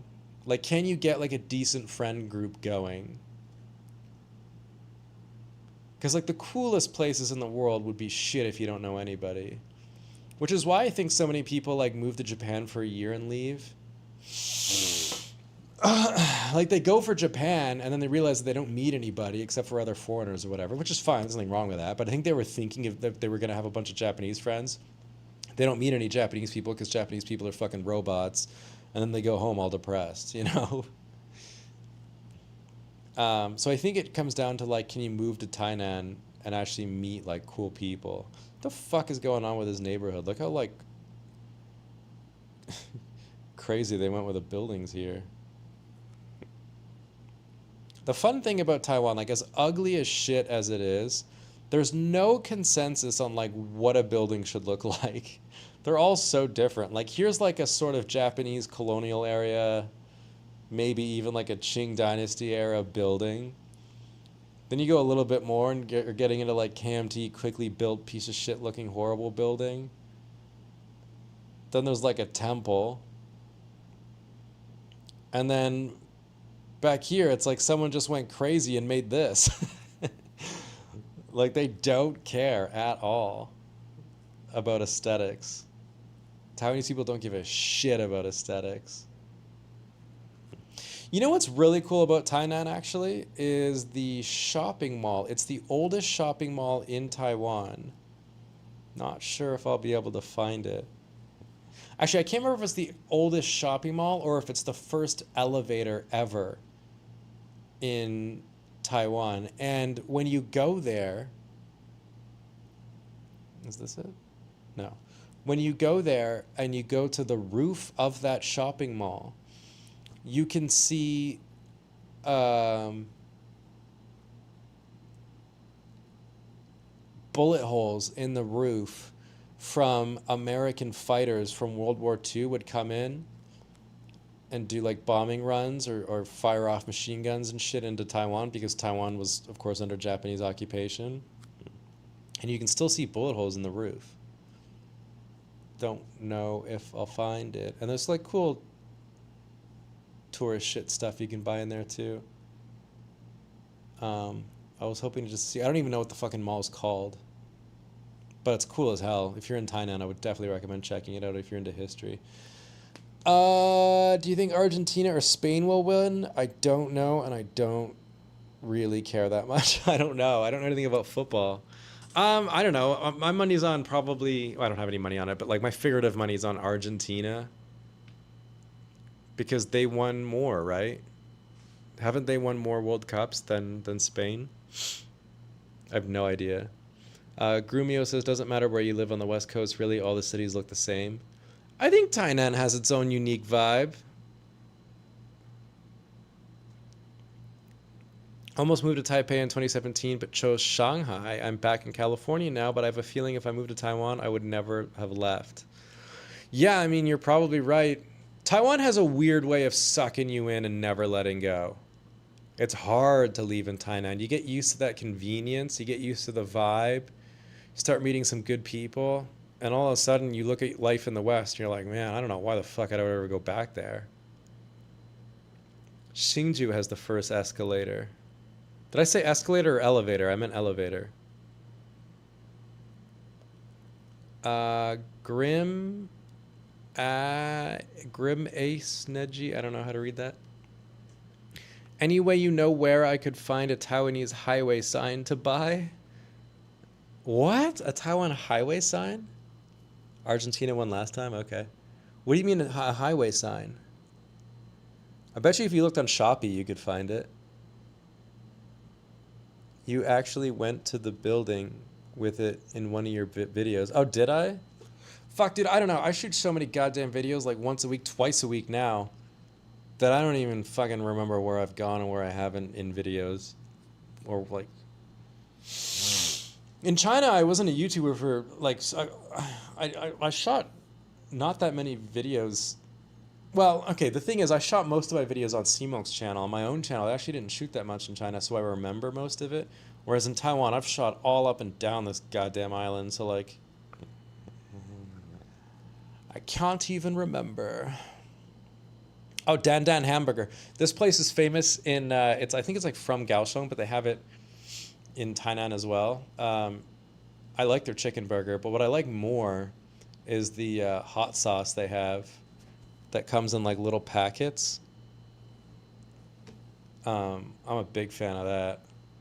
Everything else is kind of whatever. It's overhyped. Like this shit, people talk, oh fuck. Taiwanese people love this shit. It's called like gung, like this texture, this thick, soupy bullshit. I fucking hate it. Everyone likes their xian mian or whatever, like their congee. I'm not a huge fan of. This is like pork floss or fish floss. I fucking don't like that at all. It's just the texture. The flavor is like fine. It's whatever. It's the texture that gets me. This shit, mian xian, yeah. This is famous there, and I don't like it.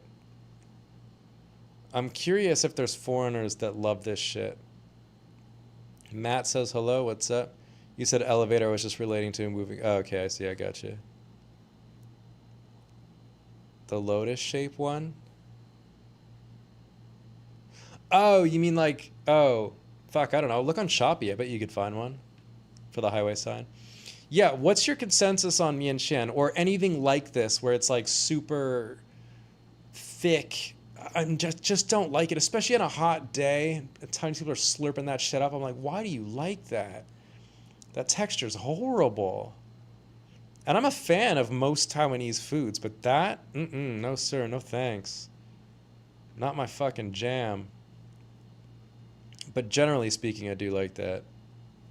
Actually, I remember the mall was near there. The mall I'm thinking about is near Oh fuck, is it this? No, I don't know what the hell this is. It's near their God damn it. What's the name of the Japanese mall? R1 in Taichung blew up last year. It exploded.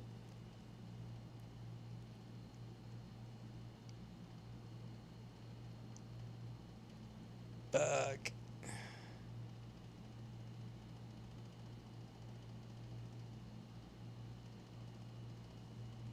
The fuck is the name of the mall? I'm blanking on it right now. I met you before a few times in Shenzhen with Kodak. We got free beer at Taps Craft Beer and tried to record a video of you sampling the beer to get the picture. But you were not keen on it. Oh, fuck, really? I remember that night. That was in Coco Park, right? Was it? In Coco Park in Shenzhen? I remember I was carrying around a camera. It was Kodak's camera, I think, with a giant light on it. It was fun. It was a long time ago, yeah. It's probably 10 years ago plus now. Is it thick like egg drop soup in the States? If so, ick. I don't know. It's just like gelatinous soup, basically. Actually, I don't remember how many times I met you, maybe twice. Oh, Mitsukoshi, that's the name of the mall. Yeah, thanks.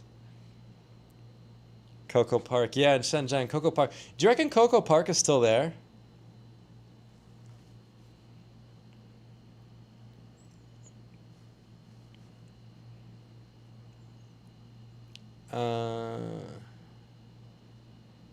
I have some fun stories of Coco Park. Whatever, I don't give a shit about this mall anymore. I want to figure out about Coco Park, if Coco Park's still there. Coco Park was like where all the clubs and bars in Shenzhen are at. Shenzhen. And I remember it's sort of... It's like in the... I'm never going to find it. Shenzhen's huge.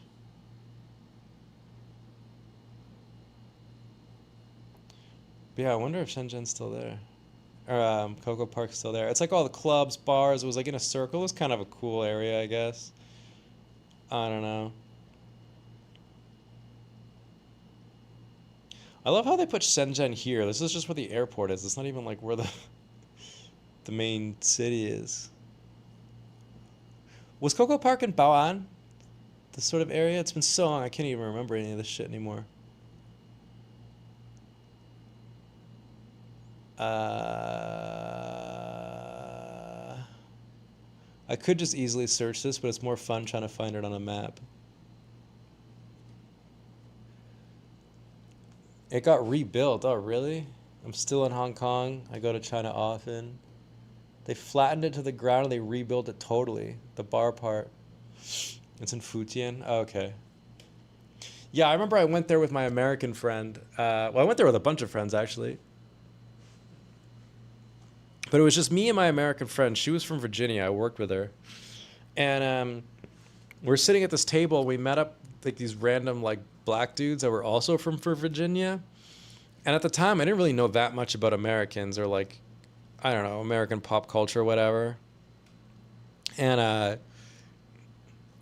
she had to go to the bathroom. Anyway, we met these guys. We were talking for like a couple hours. They were cool. They were also from Virginia. We were hanging out, chatting. And then my friend had to go to the bathroom. So she's like, watch my bag. I was like, okay. And she went to the bathroom.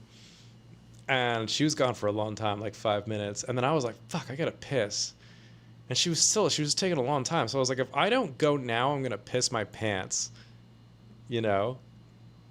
And so I was like, guys, can you watch your bag? I gotta go to the bathroom. And I ran away and I went to the bathroom. When I got back, she had gotten back and she was so pissed off at me. She's like, what are you doing? I was like, I had to go to the bathroom really bad and you were taking forever. She's like, you just left my bag with them? And even they were pissed. They were like, you left her bag with us? I was like, I told you guys to watch it. She was like, they were like, yeah, we don't know you. I was like, well, you weren't going to take it. And they were like, no, but we're black. You would never leave a bag with black. I was like, well, that's racist. And they were like, it's not racist if we say it. I was like, what the fuck? And so I learned then never to leave your bag with random Americans because they'll take your shit, apparently. I didn't know that. Lesson learned, and that happened in Coco Park. They ended up being cool.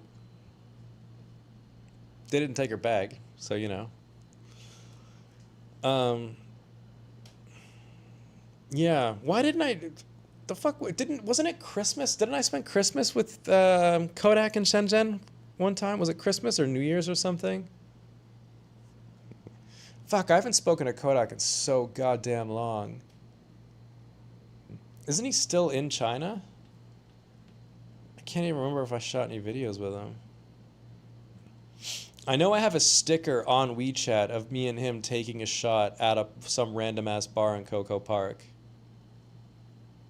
In fact, you, Matt, were probably the one who shot that video of me and him taking a shot.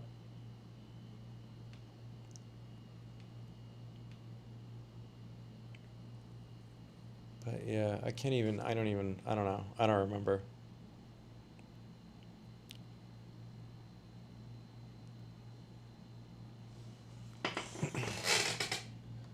Stupid fucking thing.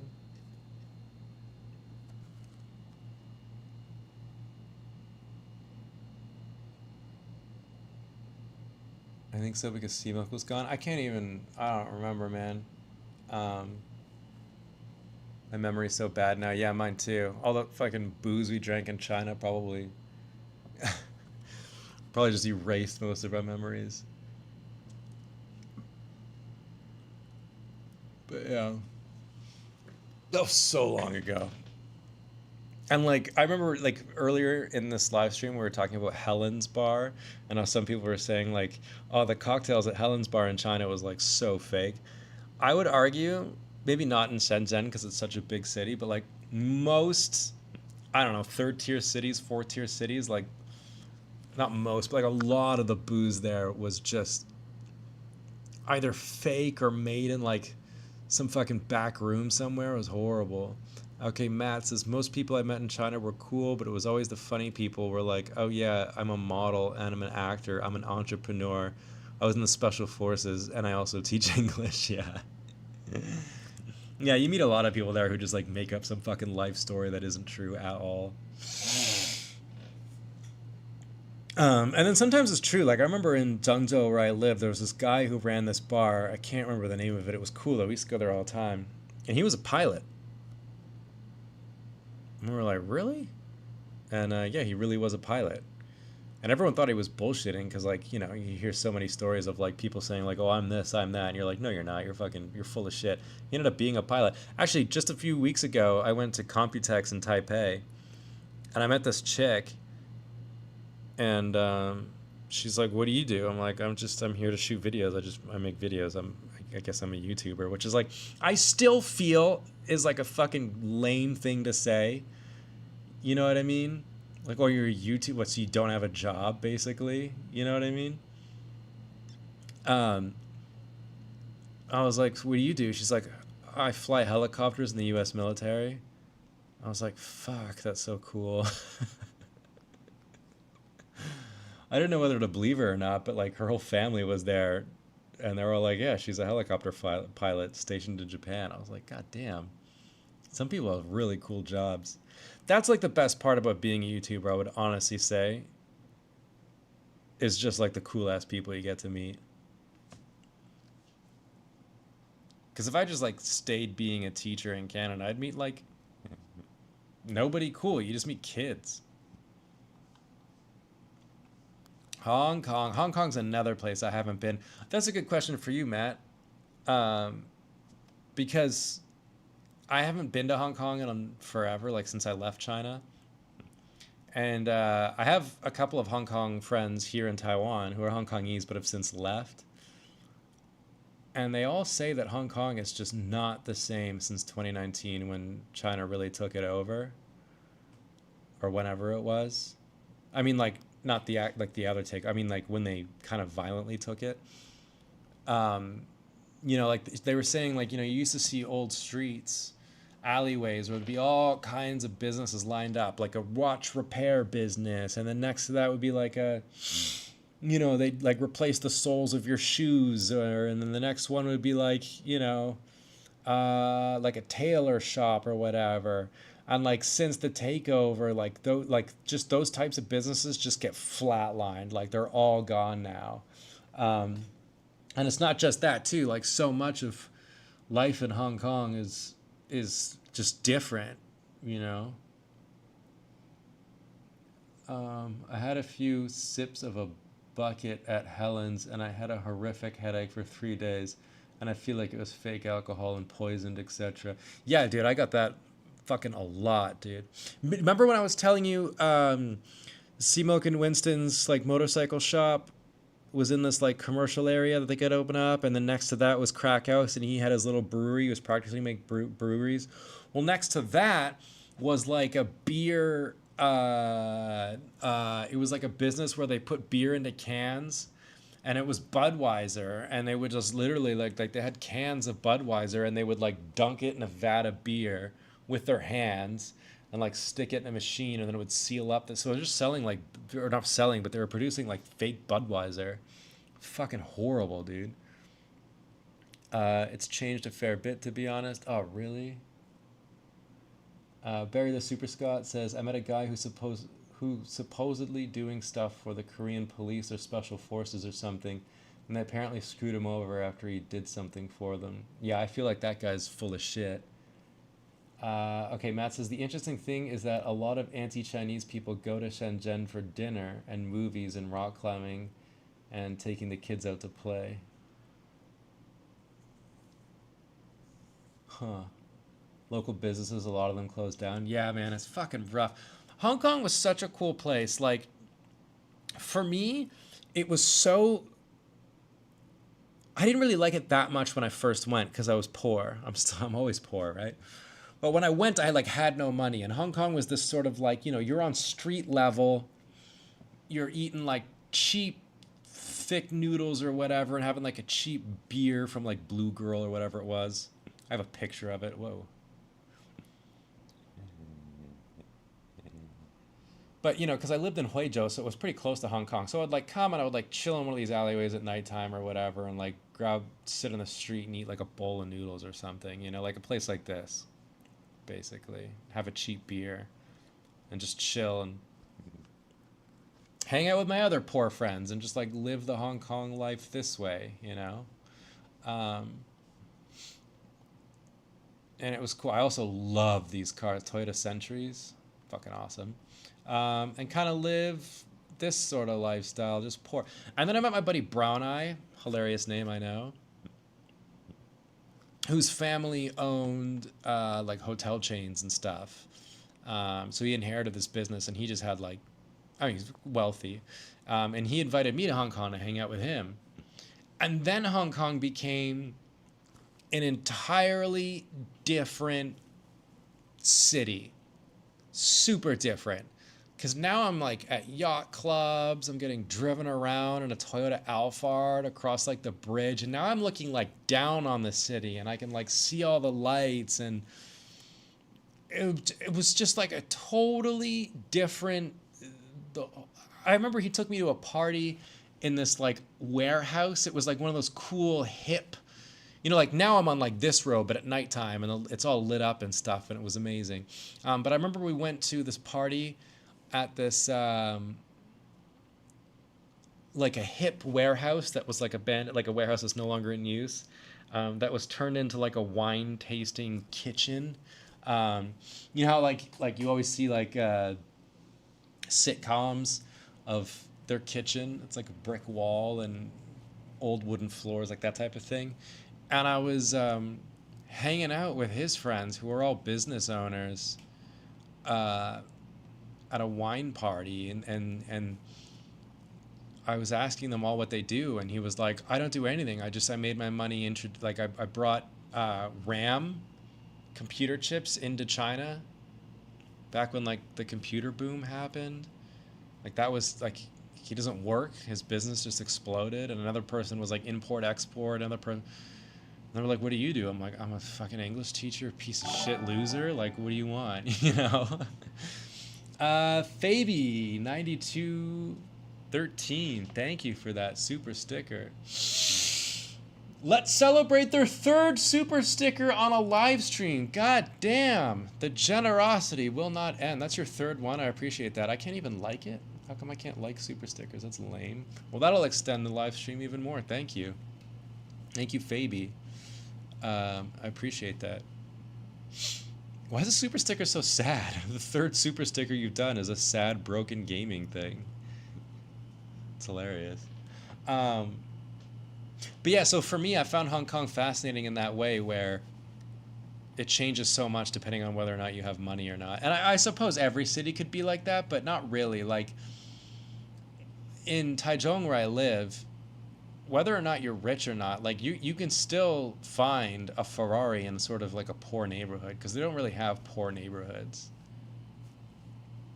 You know? And the other thing, too, like, here's the cemetery. I dated a girl from Hong Kong. It was actually Simok's wife's cousin. And she was saying how, like, people can't afford to live in Hong Kong, but what's even worse is they can't afford to die. Because they have nowhere to bury their bodies, because, like, Hong Kong's tiny. And there's so many people there. Maybe a little bit less now since China took over. I'm not sure. So you can see, like, that's how much room they have for the cemetery plots. So, like, dying in Hong Kong is just as expensive as living there. Crazy place, though. I miss it. I wish I can go back. Good work, Ron. Good work, Fabi. Big super chat. Woohoo, yeah. Nice. Yeah, I miss Hong Kong. It was cool, but again, I can't go back. I don't trust it. Not anymore. You know what I liked actually more than Hong Kong in a lot of ways was Macau. Is that the journalist one? Yeah, it was. She's married now. To some guy. I don't know who she married. I haven't talked to her in years. She actually got me that Star Wars thing that's back there that you can't see because I'm not too lazy to turn the camera around. But I always loved going to Macau. Oh yeah, they have that new bridge now that goes from Hong Kong to Macau. But I fucking loved Macau. I thought the gambling part was like, whatever. I don't really care about gambling that much. I don't give a shit. But Taipa, I think, is that where the old sort of Portuguese settlement is? I thought was so fucking cool when I went there. I was here with Simok's parents the last time I was there, I think. But I might have the wrong area. Like, I don't even think people live here. I'm trying to find the Portuguese area. It's kind of touristy, but I always found it really cool. Is it Taipa, or am I getting that wrong? I haven't been to Macau in so long, I can't even remember.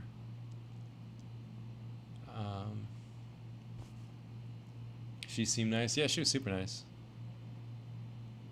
She was just really, like, kind of innocent. She was sweet. Why do I keep ending up here? Yeah, I don't really remember, but the Portuguese area was really cool. I liked Macau a lot. I was really close to living there. And actually, I still talk to my friend from there, Carol. She used to come up to Huizhou sometimes, and every time we were in Macau, we'd hang out with her. She's actually coming back. She's coming to Taiwan, actually, so I'll probably see her again at some point. The bridge to Macau is pretty fun. It's kind of weird just seeing water on both sides.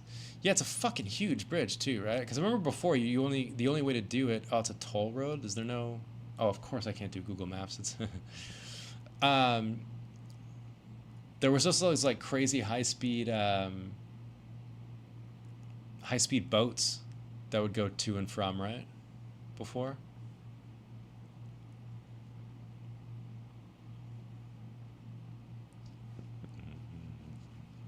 Wow, Macau's depressing as fuck, huh? At some point? Like, some parts are like, looking super Chinese.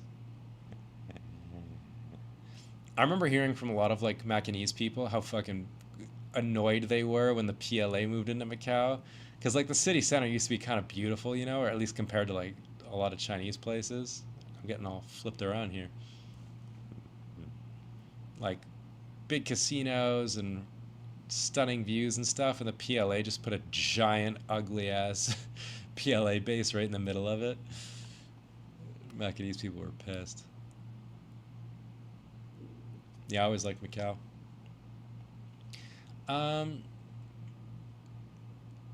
All right.